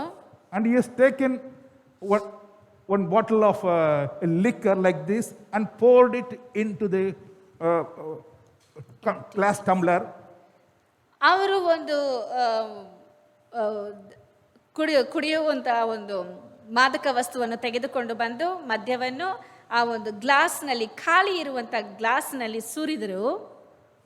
Then he brought live worms and picked a few live worms and shown to them, see, they are all live, and put them into that tumbler of arak or the liquor. ಆಗ ಅವರು ಆ ಒಂದು ಗ್ಲಾಸ್ನಲ್ಲಿ ಜೀವಂತ ಇರುವಂತ ಹುಳುಗಳನ್ನು ಜನರಿಗೆ ತೋರಿಸಿ, ನೋಡಿ ಇದೆಲ್ಲ ಜೀವಂತ ಇದೆ ಎಂಬುದಾಗಿ ತೋರಿಸಿ ಅದನ್ನು ಆ ಒಂದು ಮಧ್ಯದಲ್ಲಿ ಹಾಕಿದರು. In few seconds all the worms died. ಕೆಲವೇ ಸೆಕೆಂಡ್ಗಳಲ್ಲಿ, ನಿಮಿಷಗಳಲ್ಲಿ ಆ ಒಂದು ಇರುವಂತ ಎಲ್ಲ ಹುಳುಗಳು ಸತ್ತು ಹೋದವು. Then he asked the people, do you understand what is the effect of this liquor? ಆಗ ಜನರನ್ನು ನೋಡಿ ಕೇಳಿದ್ರು, ಈ ಒಂದು ಮದ್ಯವನ್ನು ಸೇವಿಸುವುದರಿಂದ ಇದರಿಂದ ಬರುವಂತ ಒಂದು ಕೆಟ್ಟದಾದಂಥ ಪರಿಣಾಮ ಏನು ಎಂಬುದಾಗಿ ನಿಮಗೆ ಗೊತ್ತಾಯ್ತಾ ಅಂತ ಕೇಳಿದ್ರು. Many people said yes. ಎಲ್ಲ ಜನರು ಅನೇಕರು ಹೇಳಿದ್ರು, ಹೌದು ಅರ್ಥ ಆಯ್ತು ಅಂತ ಹೇಳಿದ್ರು. So the demonstrator was the social worker was very happy that yes, proved to the people that liquor is bad. ಈ ಸಮಾಜ ಸೇವಕರಿಗೆ ಬಹಳ ಸಂತೋಷವಾಯಿತು. ಯಾಕೆಂದ್ರೆ ಈ ಜನರಿಗೆ ಈ ಮದ್ಯ ಸೇವನೆ ಮಾಡೋದು ಅದು ಉತ್ತಮವಲ್ಲ, ಒಳ್ಳೆಯದಲ್ಲ ಅಂತ ನಾನು ಅರ್ಥ ಮಾಡಿಸ್ಬಿಟ್ಟೆ ಅಂತ ಅವ್ರಿಗೆ ಬಹಳ ಸಂತೋಷ ಆಯಿತು. So one fellow but finally stood up, sir, I have a doubt. ಆದರೆ ಒಬ್ಬ ವ್ಯಕ್ತಿ ಅದರಲ್ಲಿ ಎದ್ದು ನಿಂತ್ಕೊಂಡು ಹೇಳಿದ್ರು, ನನಗೆ ಒಂದು ಸಂಶಯ ಉಂಟು ಅಂತ. What is the doubt you have? ನಿನಗೇನು ಸಂಶಯ ಅಂತ ಕೇಳಿದ್ರು. ಸರ್, ಆ ಲಿಕ್ಕರ್ ಎಲ್ಲಿ ಸಿಕ್ಕುತ್ತೆ ಸರ್, ನಾನು ತಗೊಳ್ಬೇಕು ಅಂತ ಹೇಳಿದ. Understood? Where it is available, tell me, I want to buy it. ಈ ಒಂದು ಮದ್ಯ ಎಲ್ಲಿ ಸಿಗತ್ತೆ ಅದು ನಾನು ತಗೊಳ್ಬೇಕು ಅಂತ ಅವ್ರು ಹೇಳಿದ್ರು. And this fellow shocked. Why do you want to drink that? ಈ ಸಮಾಜ ಸೇವಕರಿಗೆ ಆಶ್ಚರ್ಯವಾಯಿತು, ಯಾಕೆ ನೀನು ಇದನ್ನು ತಗೋಬೇಕು ಅಂತ ಕೇಳಿದ್ರು. Sir, for so many years I've been suffering with this stomach worms inside my stomach. There are worms. I took so much of medicines, but I didn't have any remedy so far. Now I found out this arak This liquor kills every worm. So I just want to take this liquor so that I will kill all the worms inside my stomach. ಆಗ ಆ ವ್ಯಕ್ತಿಯು ಉತ್ತರ ಹೇಳಿದ್ದು, sir, ನಾನು ಅನೇಕ ವರ್ಷಗಳಿಂದ ಹೊಟ್ಟೆಯಲ್ಲಿ ಹುಳದ ಬಾಧೆಯಿಂದ ನಾನು ಅನೇಕ ಬೇರೆ ಬೇರೆ ಔಷಧಿಗಳನ್ನು ಸೇವನೆ ಮಾಡಿ ಎಷ್ಟೋ ಪ್ರಯತ್ನಿಸಿದ್ದೇನೆ, ಆದರೆ ಹುಳುಗಳು ಮಾತ್ರ ಸಾಯಲಿಲ್ಲ. ಈಗ ನನಗೆ ಅರ್ಥ ಆಯಿತು, ಈ ಒಂದು ಮದ್ಯವನ್ನು ಸೇವನೆ ಮಾಡೋದ್ರಿಂದ ನನ್ನ ಹೊಟ್ಟೆಲಿರೋ ಹುಳ ಎಲ್ಲ ಸಾಯತ್ತೆ ಅಂತ. ಅದನ್ನು ನಾನು ಹೋಗಿ ಕುಡಿದ್ರೆ ಇವಾಗ ನಾನು ಸರಿ ಆಗ್ತೀನಿ ಅಂತ ಅವರು ಆ ರೀತಿಯಾಗಿ ಉತ್ತರ ಕೊಟ್ಟರು. Now, do you understand what I'm trying to tell you? ನಿಮಗೆ ಅರ್ಥ ಆಗ್ತಾ ಇದೆಯಾ ಏನು ಹೇಳ್ತಾ ಇದ್ದೀನಿ ಅಂತ? Different people will understand things the way they wanted to understand.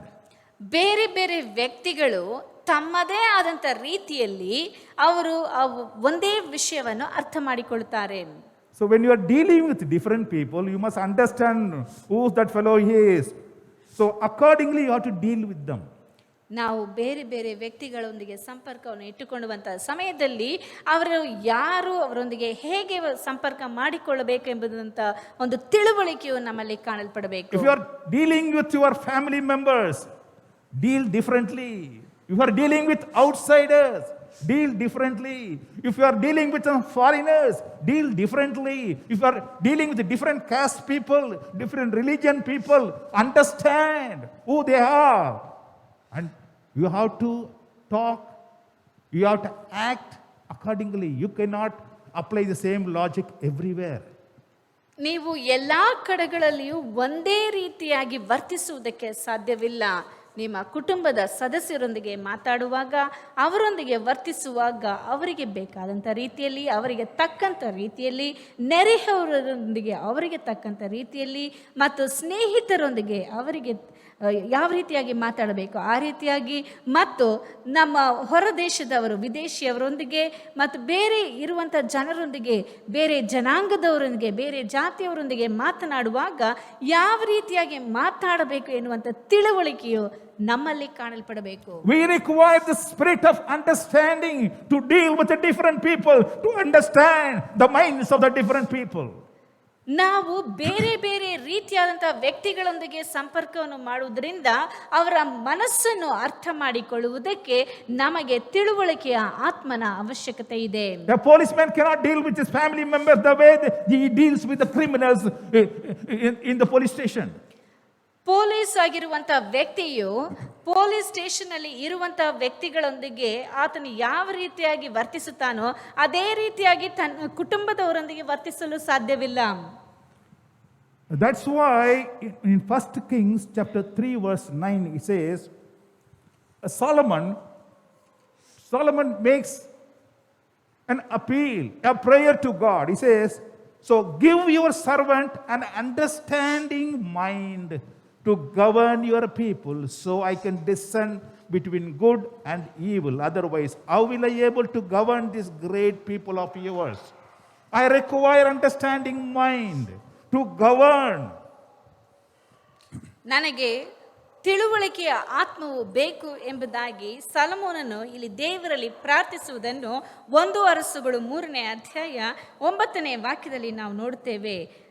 ಆದುದರಿಂದ ಅದನ್ನು ಆಳುವುದಕ್ಕೂ, ಅದನ್ನು ಅಂದರೆ ದೇವರ ಜನಾಂಗವನ್ನು ಆಳುವುದಕ್ಕೂ, ನ್ಯಾಯಗಳನ್ನು ಕಂಡುಹಿಡಿಯುವುದಕ್ಕೂ ನನಗೆ ವಿವೇಕವನ್ನು ದಯಪಾಲಿಸು.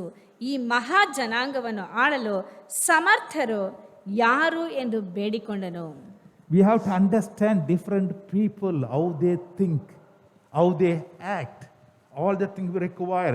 That is why in 1 Peter chapter 3 verse 7, Peter says, in a similar way, you husbands must live with your wives in an understanding manner, as with the most delicate partner. Honor them as her with you of the gracious gift of life, so that nothing may interfere with your prayers. When you are dealing with your wife, my dear friend, understand your wife. ತಮ್ಮ ಮನೆಯವರೊಂದಿಗೆ, ಸದಸ್ಯರೊಂದಿಗೆ ಮಾತಾಡುವಾಗ ಹೇಗಿರಬೇಕು ಎಂಬುದಾಗಿ 1 ಪೇತ್ರನ ಪತ್ರಿಕೆ 3ನೇ ಅಧ್ಯಾಯ 7ನೇ ವಾಕ್ಯದಲ್ಲಿ ಹೇಳಲ್ಪಟ್ಟಿದೆ. ಅದೇ ರೀತಿಯಾಗಿ ಪುರುಷರೇ, ಸ್ತ್ರೀಯು ಪುರುಷನಿಗಿಂತ ಬಲಹೀನಳೆಂಬುದನ್ನು ಜ್ಞಾಪಕ ಮಾಡಿಕೊಂಡು ನಿಮ್ಮ ಹೆಂಡತಿಯರ ಸಂಗಡ ವಿವೇಕದಿಂದ ಒಗೆತನ ಮಾಡಿರಿ. ಅವರು ಜೀವವರಕ್ಕೆ ನಿಮ್ಮೊಂದಿಗೆ ಬಾಧ್ಯರಾಗಿದ್ದಾರೆಂದು ತಿಳಿದು ಅವರಿಗೆ ಮಾನವನ್ನು ಸಲ್ಲಿಸಿರಿ. ಹೀಗೆ ನಡೆದರೆ ನಿಮ್ಮ ಪ್ರಾರ್ಥನೆಗಳಿಗೆ ಅಡ್ಡಿ ಇರುವುದಿಲ್ಲ. ನಿಮ್ಮ ಪ್ರಾರ್ಥನೆಗಳಿಗೆ ಉತ್ತರವು ದೊರಕಬೇಕೆಂದು ಹೇಳುವುದಾದರೆ ನೀವು ಯಾವ ರೀತಿಯಾಗಿ ನಡೆದುಕೊಳ್ಳಬೇಕೆಂಬುದಾಗಿ ಪೇತ್ರನ ಪತ್ರಿಕೆಯಲ್ಲಿ ನಾವು ಸ್ಪಷ್ಟವಾಗಿ ನೋಡುತ್ತೇವೆ. To run our family, my dear friend, you require the spirit of understanding. ನಮ್ಮ ಕುಟುಂಬವನ್ನು ಸಾಗಿಸುವುದಕ್ಕೆ ನಮಗೆ ಈ ತಿಳುವಳಿಕೆಯ ಆತ್ಮದ ಅವಶ್ಯಕತೆ ಇದೆ. If you do not have this understanding with your wife, with your children, my dear friend, your house will be broken.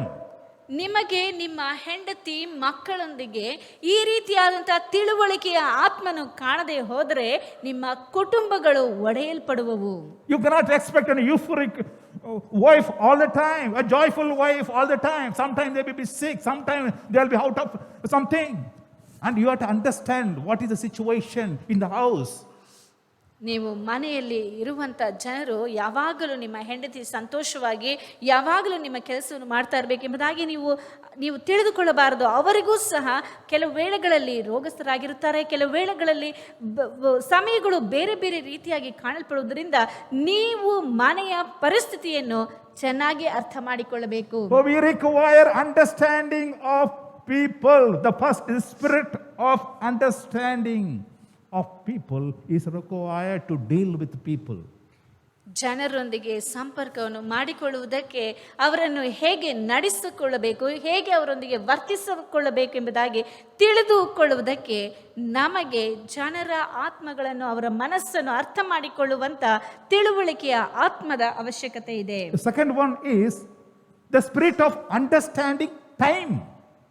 ಎರಡನೆಯದಾಗಿ ಸಮಯವನ್ನು ತಿಳಿದುಕೊಳ್ಳುವಂತ ಆತ್ಮ. We must be conscious of time, seasons.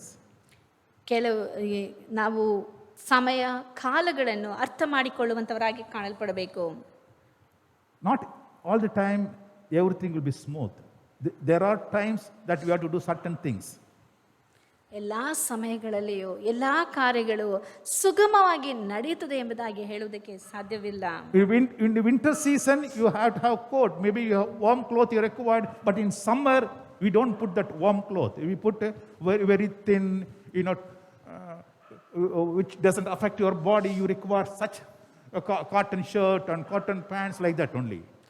ನಾವು ಚಳಿಗಾಲದಲ್ಲಿ ಧರಿಸುವಂಥ ವಸ್ತ್ರವನ್ನು, ನಮ್ಮನ್ನು ಬೆಚ್ಚಗೆ ಇಟ್ಟುಕೊಳ್ಳಬೇಕೆಂಬುದಾಗಿ ಹಾಕಿಕೊಳ್ಳುವಂಥ ವಸ್ತ್ರವನ್ನು ಬೇಸಿಗೆ ಕಾಲದಲ್ಲಿ ಹಾಕಿಕೊಳ್ಳುವುದಿಲ್ಲ. ಅದಕ್ಕೆ ಬೇಕಾದಂಥ ವಸ್ತ್ರವನ್ನೇ ನಾವು ಧರಿಸುತ್ತೇವೆ. ಯಾಕೆಂದರೆ ನಮ್ಮ ದೇಹವನ್ನು ಅದು ಶೀತವಾಗಿ ಚೆನ್ನಾಗಿ ಇಟ್ಟುಕೊಳ್ಳುತ್ತದೆ, ಬಿಸಿಲು ಹೆಚ್ಚಾಗಿ ತಾಕುವುದಿಲ್ಲ ಎಂಬುದಾಗಿ ಈ ರೀತಿಯಾಗಿ ನಮ್ಮ ವಸ್ತ್ರದಲ್ಲಿಯೇ ನಾವು ಬದಲಾವಣೆಗಳನ್ನು ಸಮಯಕ್ಕೆ ತಕ್ಕಂತೆ ಮಾಡಿಕೊಳ್ಳುತ್ತೇವೆ. Depending upon the season, you change your food habit also. ಸಮಯಕ್ಕೆ ತಕ್ಕಂತೆ, ಕಾಲಗಳಿಗೆ ತಕ್ಕಂತೆ ನಾವು ಸೇವಿಸುವಂತ ಆಹಾರವನ್ನು ಸಹ ಬದಲಾಯಿಸುತ್ತೇವೆ. You must know the time when to act and when not to act. ನೀವು ಯಾವ ಸಮಯದಲ್ಲಿ ವರ್ತಿಸಬೇಕು, ಯಾವ ಸಮಯದಲ್ಲಿ ವರ್ತಿಸಬಾರದು ಎನ್ನುವುದು ನಿಮಗೆ ತಿಳಿದಿರಬೇಕು. All the time you can't show your strength, my dear friend. ಎಲ್ಲಾ ಸಮಯಗಳಲ್ಲಿಯೂ ನಿಮ್ಮ ಬಲವನ್ನು ತೋರಿಸಿಕೊಳ್ಳುವುದಕ್ಕೆ ಸಾಧ್ಯವಿಲ್ಲ. When to bow down and when to strike, you must know. ಯಾವಾಗ ನಾವು ಸುಮ್ಮನೆ ಇರಬೇಕು, ಯಾವಾಗ ನಾವು ಹೋಗಿ ಅವರೊಂದಿಗೆ ಆಕ್ರಮಿಸಬೇಕೆಂಬುದಾಗಿ ತಿಳಿದಿರಬೇಕು. When it is hot only you can strike it. ಅದು ಯಾವಾಗ ಬಿಸಿಯಾಗಿರುತ್ತದೋ, ಯಾವಾಗ ಅದು ಸಮಯವು ಸರಿಯಾಗಿ ಕಾಣುತ್ತದೋ ಆಗ ನಾವು ಆಕ್ರಮಿಸಬೇಕು. When you have a support system, yes, you can go forward aggressively. ನಮಗೆ ಎಲ್ಲಾ ರೀತಿಯಾದಂತ ಸಲಕರಣೆಗಳು, ಸಹಾಯವು ಇರುವಂತ ಸಮಯದಲ್ಲಿ ಹೋಗಿ ಆಕ್ರಮಿಸುವಂತ ಒಂದು ಕ್ರಿಯೆಯನ್ನು ತೋರಿಸಬೇಕು. When you are alone, if you don't have any support system, you can't go and fight with people. ನಾವು ಯಾವುದೇ ಸಹಾಯವು ಇಲ್ಲದೆ ಇರುವಂತ ಸಮಯದಲ್ಲಿ ಜನರೊಂದಿಗೆ ಹೋಗಿ ಹೋರಾಡುವುದಕ್ಕೆ ಸಾಧ್ಯವಿಲ್ಲ. You must have the understanding of time and seasons. ನಿಮಗೆ ಯಾವಾಗಲೂ ಸಮಯವು, ಕಾಲಗಳ ಬಗ್ಗೆ ತಿಳುವಳಿಕೆಯು ಕಾಣಲ್ಪಡಬೇಕು. That is why in First Chronicles you can read this beautiful thing. In First Chronicles chapter 12 verse 32 it says, the tribe of Issachar supplied 200 leaders along with all of the relatives under their command. They kept up to date in their understanding of the times and knew what Israel should do. Here, soldiers are recruited and they are not ordinary people. It says they have the understanding of time, when, what to do. ಇಲ್ಲಿ ಸತ್ಯವೇದದಲ್ಲಿ ಹೇಳಲ್ಪಟ್ಟಿದೆ. ಒಂದು ಪೂರ್ವಕಾಲ ವೃತ್ತಾಂತ 12ನೇ ಅಧ್ಯಾಯ 32ನೇ ವಾಕ್ಯದಲ್ಲಿ, ಇಸ್ಸಾಕಾರ್ಯರಿಂದ 200 ಮಂದಿ ಮುಖ್ಯಸ್ಥರು, ಇವರು ಸಮಯೋಚಿತ ಜ್ಞಾನವುಳ್ಳವರಾಗಿ ಇಸ್ರಾಯೇಲ್ಯರು ಮಾಡತಕ್ಕದ್ದನ್ನು ಅರಿತವರು. ಈ ವ್ಯಕ್ತಿಗಳು ಸಮಯೋಚಿತ ಜ್ಞಾನ ಅಂದರೆ ಸಮಯಕ್ಕೆ ತಕ್ಕಂತೆ ಹೇಗೆ ವರ್ತಿಸಬೇಕು ಎನ್ನುವಂಥ ಜ್ಞಾನವು ಇವರಿಗೆ ತಿಳಿದಿರೋದ್ರಿಂದ, ಆ ಜ್ಞಾನವು ಇವರಲ್ಲಿ ಕಾಣಲ್ಪಟ್ಟಿರೋದ್ರಿಂದ ಅವರು ಇಸ್ರಾಯೇಲ್ಯರ ಸಹೋದರರು ಹೇಗೆ ಯಾವುದನ್ನು ಮಾಡಬೇಕೆಂಬುದಾಗಿ ಅವರು ತಿಳಿಸುತ್ತಾ ಇದ್ರು. Whatever should be done at particular times, you should do it. You can't postpone it saying that I will do it after 4 years, after 5 years, after retirement I do it. My dear, you can never do it. ನಾವು ಯಾವ ಸಮಯದಲ್ಲಿ ಯಾವ ಕೆಲಸವನ್ನು ಮಾಡಬೇಕೋ ಅದನ್ನು ಆ ಸಮಯದಲ್ಲಿ ಮಾಡಿ ಮುಗಿಸಬೇಕು. ಇಲ್ಲ ನಾನು ನಿವೃತ್ತಿ ಆದಮೇಲೆ ಮಾಡ್ತೀನಿ, ಇಲ್ಲ 5 ವರ್ಷ ಆದಮೇಲೆ 10 ವರ್ಷ ಆದಮೇಲೆ ಮಾಡ್ತೀನಿ ಅಂತ ಹೇಳಿ ಅದನ್ನು ನಾವು ಮುಂದೂಡುತ್ತಾ ಇರಬಾರದು. There are people who regrets at their old age saying that, oh, in my younger age I did not study. ಅನೇಕ ದೊಡ್ಡ ವ್ಯಕ್ತಿಗಳು ಅವರು ನಾನು ವಯಸ್ಸಿನಲ್ಲಿ ಇರಬೇಕಾದ್ರೆ ಚೆನ್ನಾಗಿ ಓದಲಿಲ್ಲ ಅಂತ ಹೇಳ್ಬಿಟ್ಟು ವೃದ್ಧರಾದ ಮೇಲೆ ಅದಕ್ಕೆ ಪಶ್ಚಾತ್ತಾಪ ಪಡ್ತಾರೆ. You must have the consciousness of timing, ನಿಮಗೆ ಸಮಯದ ಜ್ಞಾನವು ಕಾಣಲ್ಪಡಬೇಕು. the spirit of understanding of time. ಸಮಯವನ್ನು ತಿಳುಕೊಳ್ಳುವಂತ ಜ್ಞಾನವು ನಿಮ್ಮಲ್ಲಿ ಕಾಣಲ್ಪಡಬೇಕು. And other one is, I just wanted to that is when to do, and the next one is how to do. That is understanding the work or understanding the skill. ನಂತರ ಕಾಣಲ್ಪಡುವಂಥದ್ದು ಆ ಒಂದು ಕೆಲಸವನ್ನು ಹೇಗೆ ಮಾಡುವುದು, ಅದರ ಕರಕುಶಲತೆ ಏನು ಎಂಬುದಾಗಿ ತಿಳಿದುಕೊಳ್ಳಬೇಕು. Time talks about when to do, but how to do is also important. ಸಮಯ ಎಂದು ಹೇಳಬೇಕಾದ್ರೆ ಆ ಕೆಲಸವನ್ನು ಯಾವಾಗ ಮಾಡಬೇಕೆಂಬುದಾಗಿ ಹೇಳುತ್ತದೆ, ಆದರೆ ಅದನ್ನು ಹೇಗೆ ಮಾಡಬೇಕೆಂಬುದಾಗಿ ತಿಳಿದುಕೊಳ್ಳುವಂಥದ್ದು ಮುಖ್ಯವಾಗಿದೆ. You require particular skill to do things. ಕೆಲವು ಕಾರ್ಯಗಳನ್ನು ಮಾಡುವುದಕ್ಕೆ ಕೆಲವು ರೀತಿಯಾದಂಥ ನಮಗೆ ಕೌಶಲ್ಯವು ಬೇಕಾಗುತ್ತದೆ. Car mechanic needs to know the skill. He should understand how an ambassador car works, how Hyundai car works, and how different car works. He should, unless he understands it, he cannot repair that. ಒಬ್ಬ mechanic ಒಂದು ಕಾರನ್ನು repair ಮಾಡುವಂಥ ವ್ಯಕ್ತಿಯು ಒಂದೊಂದು ಕಂಪನಿಯ ಕಾರ್ಗಳು ಅವು ಯಾವ ರೀತಿಯಾಗಿ ಅದು ಕೆಲಸ ಮಾಡುತ್ತದೆ ಎಂಬುದಾಗಿ ಅದನ್ನು ಅರ್ಥ ಮಾಡಿಕೊಳ್ಳದ ಹೊರತು ಅದಕ್ಕೆ ಸರಿಯಾಗಿ ರಿಪೇರಿ ಮಾಡುವುದಕ್ಕೆ ಅವನಿಂದ ಸಾಧ್ಯವಾಗುವುದಿಲ್ಲ. So it says the understanding the work. Exodus chapter 36 verse 1. God, gives that skill to the people. The understanding of the work. He says, Bezalel and Oholiab and all the skilled craftsmen to whom Lord gave wisdom and understanding to know how to do all the work in constructing the sanctuary or to do everything. Understanding how to do. ಇಲ್ಲಿ ವಿಮೋಚನ ಕಾಂಡ 36ನೇ ಅಧ್ಯಾಯ 1ನೇ ವಾಕ್ಯದಲ್ಲಿ ನಾವು ಹೇಳುವಂಥ ಈ ಒಂದು ಕಾರ್ಯವನ್ನು ಬಲಪಡಿಸುವಂತೆ ಇರುವಂಥ ವಾಕ್ಯವು, ಬೆಚಲೇಲನು ಒಹೊಲಿಯಬನು ಎಲ್ಲವನ್ನು ಯೆಹೋವನು ಆಜ್ಞಾಪಿಸಿದ ಪ್ರಕಾರವೇ ಮಾಡುವರು ಮತ್ತು ಬೇರೆ ಜಾಣರೆಲ್ಲರೂ ಅಂದರೆ ಯೆಹೋವನಿಂದ ಜ್ಞಾನ ವಿವೇಕಗಳನ್ನು ಹೊಂದಿ ದೇವ ಮಂದಿರವನ್ನು ನಿರ್ಮಿಸುವ ಕೆಲಸಕ್ಕೋಸ್ಕರ ಬೇಕಾದ ಸಕಲ ವಿಧವಾದ ವಸ್ತುಗಳನ್ನು ಮಾಡುವ ಕ್ರಮ ತಿಳಿದಿರುವವರು ಅವರೊಂದಿಗೆ ಕೆಲಸ ಮಾಡುವರು ಅಂದರು. ಹಾಗಾದರೆ ಪ್ರತಿಯೊಂದು ಕೆಲಸವನ್ನು ಮಾಡುವುದಕ್ಕೆ ಒಂದು ಕ್ರಮ ಉಂಟು. ಅದಕ್ಕೆ ಬೇಕಾದಂಥ ಕೈಕುಶಲತೆ ಕೌಶಲ್ಯವು ಜನರಲ್ಲಿ ಕಾಣಲ್ಪಡುವಂಥವರು ಮಾತ್ರವೇ ಅದನ್ನು ಮಾಡುವುದಕ್ಕೆ ಸಾಧ್ಯವಾಗುತ್ತದೆ. That is why certain people are called experts, certain people are called specialists, because they have a better understanding of the subject what they do. ಆದ್ದರಿಂದ ಕೆಲವು ಜನರನ್ನು ತಜ್ಞರು, ವಿಶೇಷಜ್ಞರು ಮತ್ತು ಪರಿಣಿತರು ಎಂಬುದಾಗಿ ಕರೆಯುತ್ತೇವೆ. ಯಾಕೆಂದರೆ ಅವರಿಗೆ ಮಾತ್ರವೇ ಆ ಒಂದು ಕೆಲಸವನ್ನು ಹೇಗೆ ಮಾಡಬೇಕೆಂಬುದಾಗಿ ಅವರಿಗೆ ಗೊತ್ತುಂಟು ಎಂಬುದಾಗಿ ನಮ್ಮ ಒಂದು ಆಲೋಚನೆಯಾಗಿರುತ್ತದೆ. When you go to a surgeon for a heart surgery, what do you look for? You look for an art specialist, a person who understands how to do that operation. Only to that person only we go. We don't go to any Tom, Dick and Harry, all roadside doctors, we don't go. ನಾವು ಹೃದಯವನ್ನು ಪರೀಕ್ಷಿಸಬೇಕು ಎಂಬುದಾಗಿ ಹೇಳಬೇಕಾದರೆ, ಅದರ ಶಸ್ತ್ರಚಿಕಿತ್ಸೆ ನಡೆಸಬೇಕೆಂದು ಹೇಳಬೇಕೆಂದು ಹೇಳುವುದಾದರೆ ನಾವು ಆ ಹೃದಯದ ತಜ್ಞರ ಬಳಿಯಲ್ಲಿಯೇ ಹೋಗುತ್ತೇವೆ ಹೊರತು ಬೇರೆ ವೈದ್ಯರ ಬಳಿಯಲ್ಲಿ ಹೋಗಿ ನಾವು ತೋರಿಸಿಕೊಳ್ಳುವುದಿಲ್ಲ. My dear friend, even in your work, you require wisdom to understand.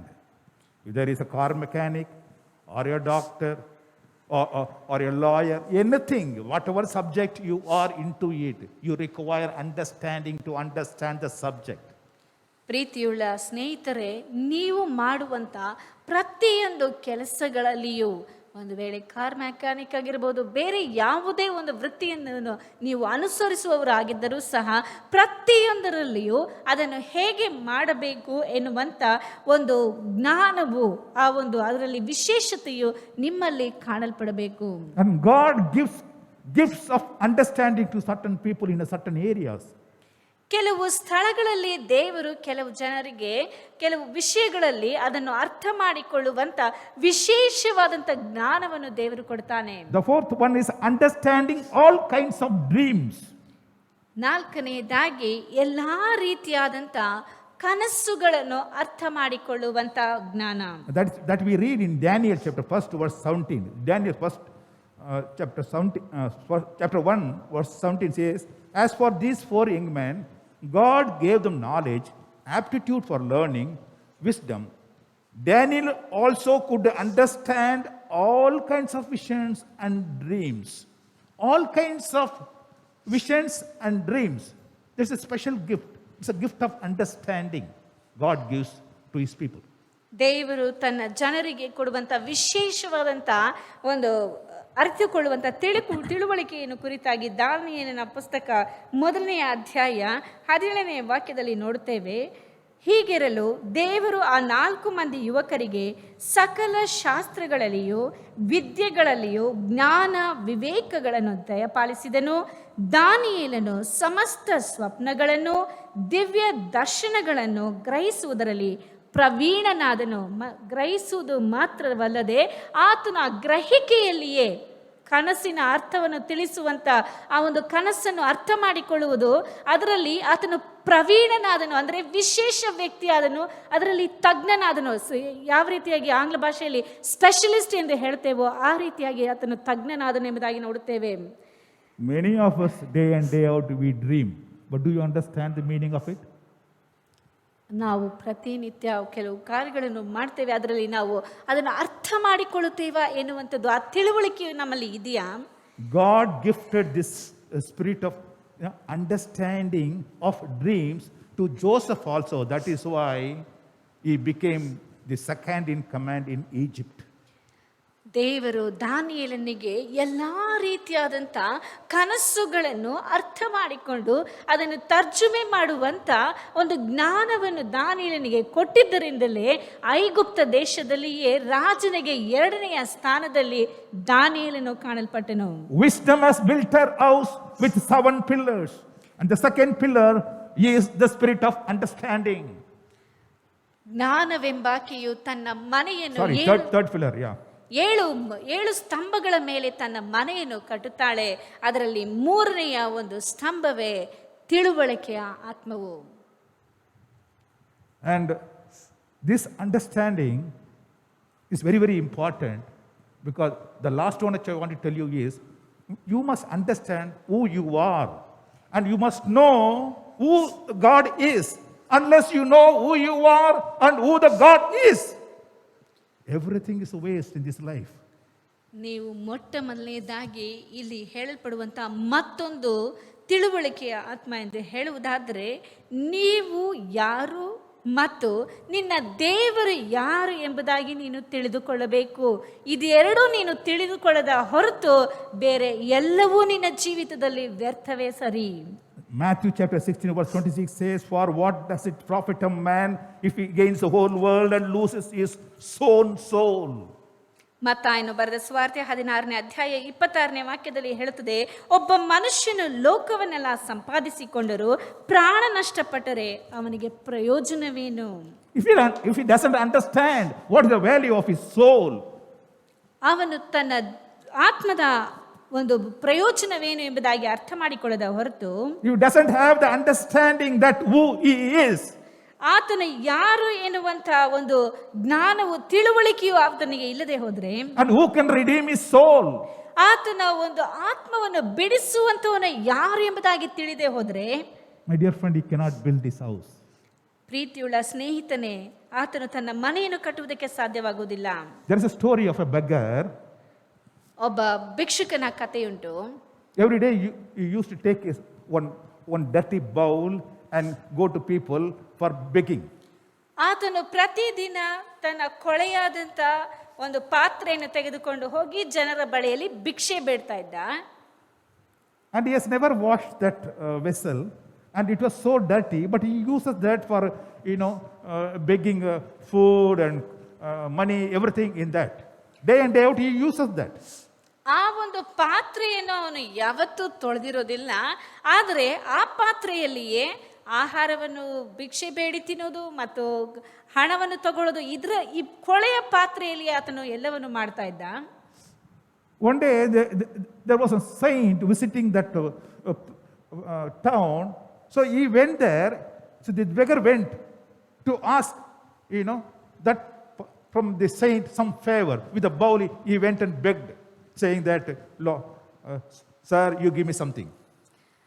ಒಂದು ದಿನದಲ್ಲಿ ನೋಡಬೇಕಾದ್ರೆ ಒಬ್ಬ ಸಂತನು ಏನ್ ಮಾಡಿದ್ರು, ಆ ಒಂದು ಊರಿನಲ್ಲಿ ಒಂದು ಕಡೆ ಕುತ್ಕೊಂಡಿರ್ಬೇಕಾದ್ರೆ ಈ ಒಬ್ಬ ಭಿಕ್ಷುಕರನ್ನು ಹೋಗಿ ಅವನ ಬಳಿಯಲ್ಲಿ ಭಿಕ್ಷೆ ಬೇಡುವುದಕ್ಕೆ ಹೋದ್ರು. The saint looked at the bowl sternly, deeply, and he said, "Are you using this? From when are you using this bowl?" ಆ ಒಬ್ಬ ಸಂತನು ಏನು ಮಾಡಿದ್ರು, ಆ ಒಂದು ಪಾತ್ರೆಯನ್ನು ನೋಡಿ, ಈ ಒಂದು ಪಾತ್ರೆಯನ್ನು ನೀನು ಯಾವಾಗಿಂದ ಉಪಯೋಗ ಮಾಡ್ತಾ ಇದ್ದೀಯಾ ಅಂತ ಹೇಳ್ಬಿಟ್ಟು ಅವ್ರು ಕೇಳಿದ್ರು. "Sir, I am using this. Is with me from my childhood. My father left it to me. From that day onwards, I am using this bowl for begging." ಆ ವ್ಯಕ್ತಿ ಹೇಳಿದ್ರು, ನಾನು ಚಿಕ್ಕವಾಗ ಇರಬೇಕಾದ್ರಿಂದ ಬಾಲ್ಯದಿಂದ ಈ ಒಂದು ಪಾತ್ರೆ ನನ್ನ ತಂದೆ ನನಗೆ ಕೊಟ್ಟರು, ಅದನ್ನ ಇಟ್ಕೊಂಡು ನಾನು ಭಿಕ್ಷೆ ಬೇಡ್ತಾ ಇದ್ದೀನಿ ಅಂತ ಹೇಳಿದ್ರು. Then the saint looked at him and said, "Go and wash this bowl and bring it to me." ಆಗ ಸಾಧು ಅವರು ಹೇಳಿದ್ರು, ಈ ಒಂದು ಪಾತ್ರೆಯನ್ನು ತಗೊಂಡು ಹೋಗಿ You're shining and glittering. The bowl which was dirty, now after washed, it was glittering and shining. ಆ ಒಂದು ಪಾತ್ರೆಯು ತೊಳೆದುಕೊಂಡು ಬಂದ ನಂತರ ಅದನ್ನು ನೋಡ್ಬೇಕಾದ್ರೆ ಚೆನ್ನಾಗಿ ಹೊಳೆಯುತ್ತಾ ಇತ್ತು. ಆ ಒಂದು ಪಾತ್ರೆ ನೋಡ್ಬೇಕಾದ್ರೆ ಹೊಳೆಯುವಂತ ಒಳ್ಳೆಯ ಪಾತ್ರೆಯಾಗಿ ಕಾಣಲ್ಪಟ್ಟಿತ್ತು. Then the saint told him, "Go and take this bowl, go to the treasury of the king and ask him what is the value." ಆಗ ಆ ಸಾಧುವರು ಹೇಳಿದ್ರು, ಈ ಒಂದು ಪಾತ್ರೆನ ತಗೊಂಡು ಹೋಗಿ ನೀನು ಅರಸನ ಖಜಾಂಚಿಯ ಬಳಿಯಲ್ಲಿ ಕೊಡು, ಆಗ ಅದರ ಬೆಲೆ ಏನು ಅಂತ ಅವ್ರು ಹೇಳ್ತಾರೆ ಅಂತ ಹೇಳಿದ್ರು. So the treasury people, after inspecting the bowl, they said, "Oh God, this is a vessel normally used by the great emperors. It's a golden vessel with all precious stones. It has its value cannot be counted. It runs into crores and crores of rupees." ಆಗ ಅಲ್ಲಿ ಖಜಾಂಚಿಯ ಬಳಿಯಲ್ಲಿ ಹೋಗಿ ತೋರಿಸ್ಬೇಕಾದ್ರೆ ಅವ್ರು ಏನ್ ಮಾಡಿದ್ರು, ಅದು ಒಂದು ಪಾತ್ರೆಯನ್ನು ಚೆನ್ನಾಗಿ ಗಮನವಿಟ್ಟು ನೋಡಿ, ಇದರ ಬೆಲೆ ಕಟ್ಟುವುದಕ್ಕೆ ಸಾಧ್ಯವಿಲ್ಲ. ಈ ಒಂದು ಪಾತ್ರೆಯನ್ನು ಚಕ್ರವರ್ತಿಯು ಉಪಯೋಗಿಸುವಂತ ಪಾತ್ರೆಯಾಗಿದೆ. ಇದೊಂದು ಚಿನ್ನದ ಪಾತ್ರೆಯಾಗಿಯೂ ಮತ್ತು ಇದರಲ್ಲಿ ಅತ್ಯಮೂಲ್ಯವಾದಂಥ ಅನೇಕ ವಿಧವಾದಂಥ ಒಳ್ಳೆಯ ಮಣಿಗಳಿಂದ ಅದು ಅಲಂಕಾರವಾಗಿರುವಂಥ ಪಾತ್ರೆಯಾಗಿದೆ. ಇದಕ್ಕೆ ಬೆಲೆ ಕಟ್ಟುವುದಕ್ಕೆ ಸಾಧ್ಯವಿಲ್ಲ. ಕೋಟಿ ಗಟ್ಟಲೆ ಬೆಲೆ ಆಗುತ್ತದೆ ಎಂಬುದಾಗಿ ಹೇಳಿದ್ರು. My dear friend, many of the people do not understand what their soul worth. ಪ್ರೀತಿಯುಳ್ಳ ಸ್ನೇಹಿತರೆ, ಅನೇಕ ಜನರು ಅವರ ಆತ್ಮದ ಬೆಲೆ ಏನು ಎಂಬುದಾಗಿ ಅವರಿಗೆ ಗೊತ್ತಿಲ್ಲ. They do not understand the Redeemer of that soul. ಆ ಒಂದು ಆತ್ಮವನ್ನು ಬಿಡಿಸುವಂತ ರಕ್ಷಕನನ್ನು ಕುರಿತಾಗಿಯೂ ಅವರಿಗೆ ಗೊತ್ತಿಲ್ಲ. 1 John chapter 5 verse 20 says, we also know that the Son of God has come and has given us understanding so that we may know the true God. We are in union with one who is true, his Son Jesus the Messiah, who is the true God and eternal life. My dear friend, the Redeemer of your soul, you must understand. ಒಂದು ಯೋಹಾನನ ಪತ್ರಿಕೆ 5ನೇ ಅಧ್ಯಾಯ 20ನೇ ವಾಕ್ಯದಲ್ಲಿ ಹೇಳಲ್ಪಟ್ಟಿದೆ, ದೇವರ ಮಗನು ಬಂದು ನಾವು ಸತ್ಯವಾಗಿರುವ ಆತನನ್ನು ಅರಿತುಕೊಳ್ಳುವ ಹಾಗೆ ನಮಗೆ ವಿವೇಕವನ್ನು ಕೊಟ್ಟಿದ್ದಾನೆಂಬುದು ನಮಗೆ ಗೊತ್ತದೆ ಮತ್ತು ನಾವು ದೇವರ ಮಗನಾದ ಯೇಸು ಕ್ರಿಸ್ತನಲ್ಲಿ ಇರುವವರಾಗಿ ಸತ್ಯವಾಗಿರುವ ಆತನಲ್ಲಿದ್ದೇವೆ. ಆತನು ಸತ್ಯದೇವರು ನಿತ್ಯ ಜೀವವು ಆಗಿದ್ದಾನೆ. ಪ್ರೀತಿಯುಳ್ಳ ದೇವಜನರೇ, ನಮ್ಮ ಆತ್ಮನ ಬೆಲೆ, ಅದನ್ನು ಬಿಡಿಸುವ ಆತನ ಬೆಲೆ ಏನು, ಆತನು ಯಾರು ಎಂಬುದಾಗಿ ನಾವು ಅರ್ಥ ಮಾಡಿಕೊಳ್ಳುವಂಥದ್ದು ಅವಶ್ಯಕವಾಗಿದೆ. The spirit of understanding is very, very important for your eternal life also. ನಿಮ್ಮ ನಿತ್ಯ ಜೀವಕ್ಕೂ ಸಹ ಈ ಒಂದು ಗ್ರಹಿಕೆಯು, ತಿಳುವಳಿಕೆಯು ಅವಶ್ಯಕವಾಗಿದೆ. Then where do I find this understanding? ಈ ರೀತಿಯಾದಂಥ ತಿಳುವಳಿಕೆಯನ್ನು ನಾವು ಎಲ್ಲಿ ಪಡೆದುಕೊಳ್ಳುವುದಕ್ಕೆ ಸಾಧ್ಯ ಉಂಟು? Daniel chapter 10 verse 12 says, Daniel chapter 10 verse 12 says, don't be afraid, Daniel, he told me, because from the first day that you committed yourself to understand and to humble yourself before your God, your words were heard and I have come in answer to your prayers. ದಾನಿಯೇಲನು ಪುಸ್ತಕ 10ನೇ ಅಧ್ಯಾಯ 12ನೇ ವಾಕ್ಯದಲ್ಲಿ ಹೇಳಲ್ಪಟ್ಟಿದೆ, ಆಮೇಲೆ ಅವನು ನನಗೆ, ದಾನಿಯೇಲನೇ, ಭಯಪಡಬೇಡ, ನೀನು ದೈವ ಸಂಕಲ್ಪವನ್ನು ವಿಮರ್ಶಿಸುವುದಕ್ಕೂ ನಿನ್ನನ್ನು ನಿನ್ನ ದೇವರ ಮುಂದೆ ತಗ್ಗಿಸಿಕೊಳ್ಳುವುದಕ್ಕೂ ಮನಸ್ಸಿಟ್ಟ ಮೊದಲನೆಯ ದಿನದಲ್ಲಿಯೇ ನಿನ್ನ ವಿಜ್ಞಾಪನೆಯು ದೇವರಿಗೆ ಮುಟ್ಟಿತು. ಆ ವಿಜ್ಞಾಪನೆಯ ನಿಮಿತ್ತವೇ ನಾನು ಬಂದೆನು. Unless you plead for understanding, humble before God, the spirit of understanding will not come to you. ನೀವು ದೇವರ ಮುಂದೆ ನಿಮ್ಮನ್ನು ತಗ್ಗಿಸಿಕೊಂಡು ಆ ಒಂದು ಆತ್ಮನನ್ನು ಕುರಿತಾಗಿ ನನಗೆ ಬೇಕು ದೇವರೇ ತಿಳುವಳಿಕೆಯ ಆತ್ಮ ಎಂಬುದಾಗಿ ಕೇಳುವ ತನಕ ಆ ಒಂದು ಆತ್ಮವು ನಮ್ಮನ್ನು ಸೇರದು. In 2 Timothy chapter 2 verse 7 says, think about what I am saying. The Lord will help you to understand all these things. Only Lord will help you to understand things. ಎರಡನೆಯ ತಿಮೋಥೆಯ ಎರಡನೆಯ ಪತ್ರಿಕೆ 2ನೇ ಅಧ್ಯಾಯ 7ನೇ ವಾಕ್ಯದಲ್ಲಿ ಹೇಳಲ್ಪಟ್ಟಿದೆ, ನಾನು ಹೇಳುವುದನ್ನು ಯೋಚಿಸು, ಕರ್ತನು ಎಲ್ಲದರಲ್ಲೂ ನಿನಗೆ ವಿವೇಕವನ್ನು ದಯಪಾಲಿಸುವನು. ನಮಗೆ ವಿವೇಕವನ್ನು ದಯಪಾಲಿಸುವಂಥದ್ದು ದೇವರಾಗಿ ಕಾಣಲ್ಪಡುತ್ತಾ ಇದ್ದಾನೆ. Only God can give understanding, my dear friend, not the world. ಈ ಲೋಕವು ಅಲ್ಲ, ದೇವರು ಮಾತ್ರವೇ ನಮಗೆ ತಿಳುವಳಿಕೆಯ ಆತ್ಮನನ್ನು ಕೊಡುವುದಕ್ಕೆ ಸಾಧ್ಯ ಉಂಟು. You commit yourself to understand. Go to God, humble yourself. That's why Psalmist says Psalms 119 verse 104 he says, I obtain understanding from your precepts, therefore I hate every false way. Where we get understanding? It is from the precepts of God. From the word of God only you will have the understanding. ದೇವರ ಒಂದು ಜ್ಞಾನ, ವಿವೇಕವು, ತಿಳುವಳಿಕೆಯು ಎಲ್ಲಿ ಕಾಣಲ್ಪಡುತ್ತದೆ ಎಂದು ಹೇಳುವುದಾದರೆ ದೇವರ ವಾಕ್ಯದಲ್ಲಿ ಎಂಬುದಾಗಿ ಕೀರ್ತನೆಗಳ ಪುಸ್ತಕ 119ನೇ ಅಧ್ಯಾಯ 104ನೇ ವಾಕ್ಯದಲ್ಲಿ ಹೇಳಲ್ಪಟ್ಟಿದೆ, ನಿನ್ನ ನೇಮಕಗಳ ಮೂಲಕ ವಿವೇಕಿಯಾದೆನು, ಮಿಥ್ಯಾ ಮಾರ್ಗವನ್ನೆಲ್ಲ ಹಾಗೆ ಮಾಡುತ್ತೇನೆ. ವಿವೇಕವು ದೇವರಿಂದ ಬರುವಂತದ್ದಾಗಿ ಕಾಣಲ್ಪಡುತ್ತದೆ. Same Psalms 130 word says, the disclosure of your words, that is the Bible words, illuminates, it says, words illuminates providing understand to the simple person. If you don't understand anything, my dear friend, you start reading your Bible, it will reveal what you have to understand. ಅದೇ 119ನೇ ಅಧ್ಯಾಯ 130ನೇ ವಾಕ್ಯದಲ್ಲಿ ಹೇಳಲ್ಪಟ್ಟಿದೆ, ನಿನ್ನ ವಾಕ್ಯ ವಿವರಣೆಯಿಂದ ಯುಕ್ತಿಹೀನರಿಗೆ ಜ್ಞಾನೋದಯವಾಗುವುದು, ಯುಕ್ತಿಯೇ ಇಲ್ಲದಂತ ಇರುವವರಿಗೆ, ದಡ್ಡರಾಗಿರುವಂಥವರಿಗೆ ಆತನ ವಾಕ್ಯ ವಿವರಣೆಯು, ಅಂದರೆ ಆತನ ವಾಕ್ಯವು ಯಾವ ರೀತಿಯಾಗಿದೆ, ಹೇಗೆ ನಮ್ಮೊಂದಿಗೆ ಮಾತನಾಡುತ್ತದೆ ಎಂಬುದಾಗಿ ಅರ್ಥೈಸುವಂಥದ್ದು ದೇವರ ಒಂದು ವಿವೇಕದಿಂದ ಎಂಬುದಾಗಿ ನಾವು ತಿಳಿದುಕೊಳ್ಳಬೇಕು. As you read your Bible, the Spirit of God of understanding will reveal to you what is that in that Bible and how to conduct yourself in your life. ನಾವು ಸತ್ಯವೇದವನ್ನು ಓದುವಂತಹ ಸಮಯದಲ್ಲಿ ದೇವರ ಆತ್ಮನು ನಾವು ಅದನ್ನು ಯಾವ ರೀತಿಯಾಗಿ ಓದುತ್ತಾ ಇದ್ದೇವೆ, ಅದರ ಅರ್ಥವೇನು, ನಮ್ಮ ಜೀವಿತದಲ್ಲಿ ಅದನ್ನು ಹೇಗೆ ಅಳವಡಿಸಿಕೊಳ್ಳಬೇಕೆಂಬುದಾಗಿ ನಮ್ಮೊಂದಿಗೆ ಮಾತನಾಡುವಂಥದ್ದಾಗಿದೆ. The wisdom has built her house with the pillar of understanding. ಜ್ಞಾನವೆಂಬಾಕೆಯು, ಜ್ಞಾನ ಅಂದರೆ ತಿಳುವಳಿಕೆಯ ಆತ್ಮನ ಮೇಲೆ ತನ್ನ ಮನೆಯನ್ನು, ತಿಳುವಳಿಕೆ ಎನ್ನುವಂಥ ಸ್ತಂಭದ ಮೇಲೆ ತನ್ನ ಮನೆಯನ್ನು ಕಟ್ಟುವಂಥವಳಾಗಿದ್ದಾಳೆ. So let's build our houses also with the spirit of understanding. God bless you. ನಮ್ಮ ಮನೆಯನ್ನು ಸಹ ನಾವು ತಿಳುವಳಿಕೆಯ ಆತ್ಮನ ಮೇಲೆ ಕಟ್ಟುವಂಥವರಾಗಿರೋಣ. ದೇವರು ನಿಮ್ಮನ್ನು ಆಶೀರ್ವದಿಸಲಿ. Let's close our eyes and pray. Heavenly Father, we praise and worship you, Lord, for the wonderful time that given us, that we gather together to, Lord, to understand what this building of house is. Today, Lord, you told us about the spirit of understanding. We lack understanding in many ways.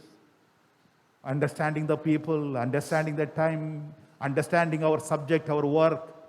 Lord, even sometimes we do not understand ourselves, we do not understand God. We lose ourselves in this process.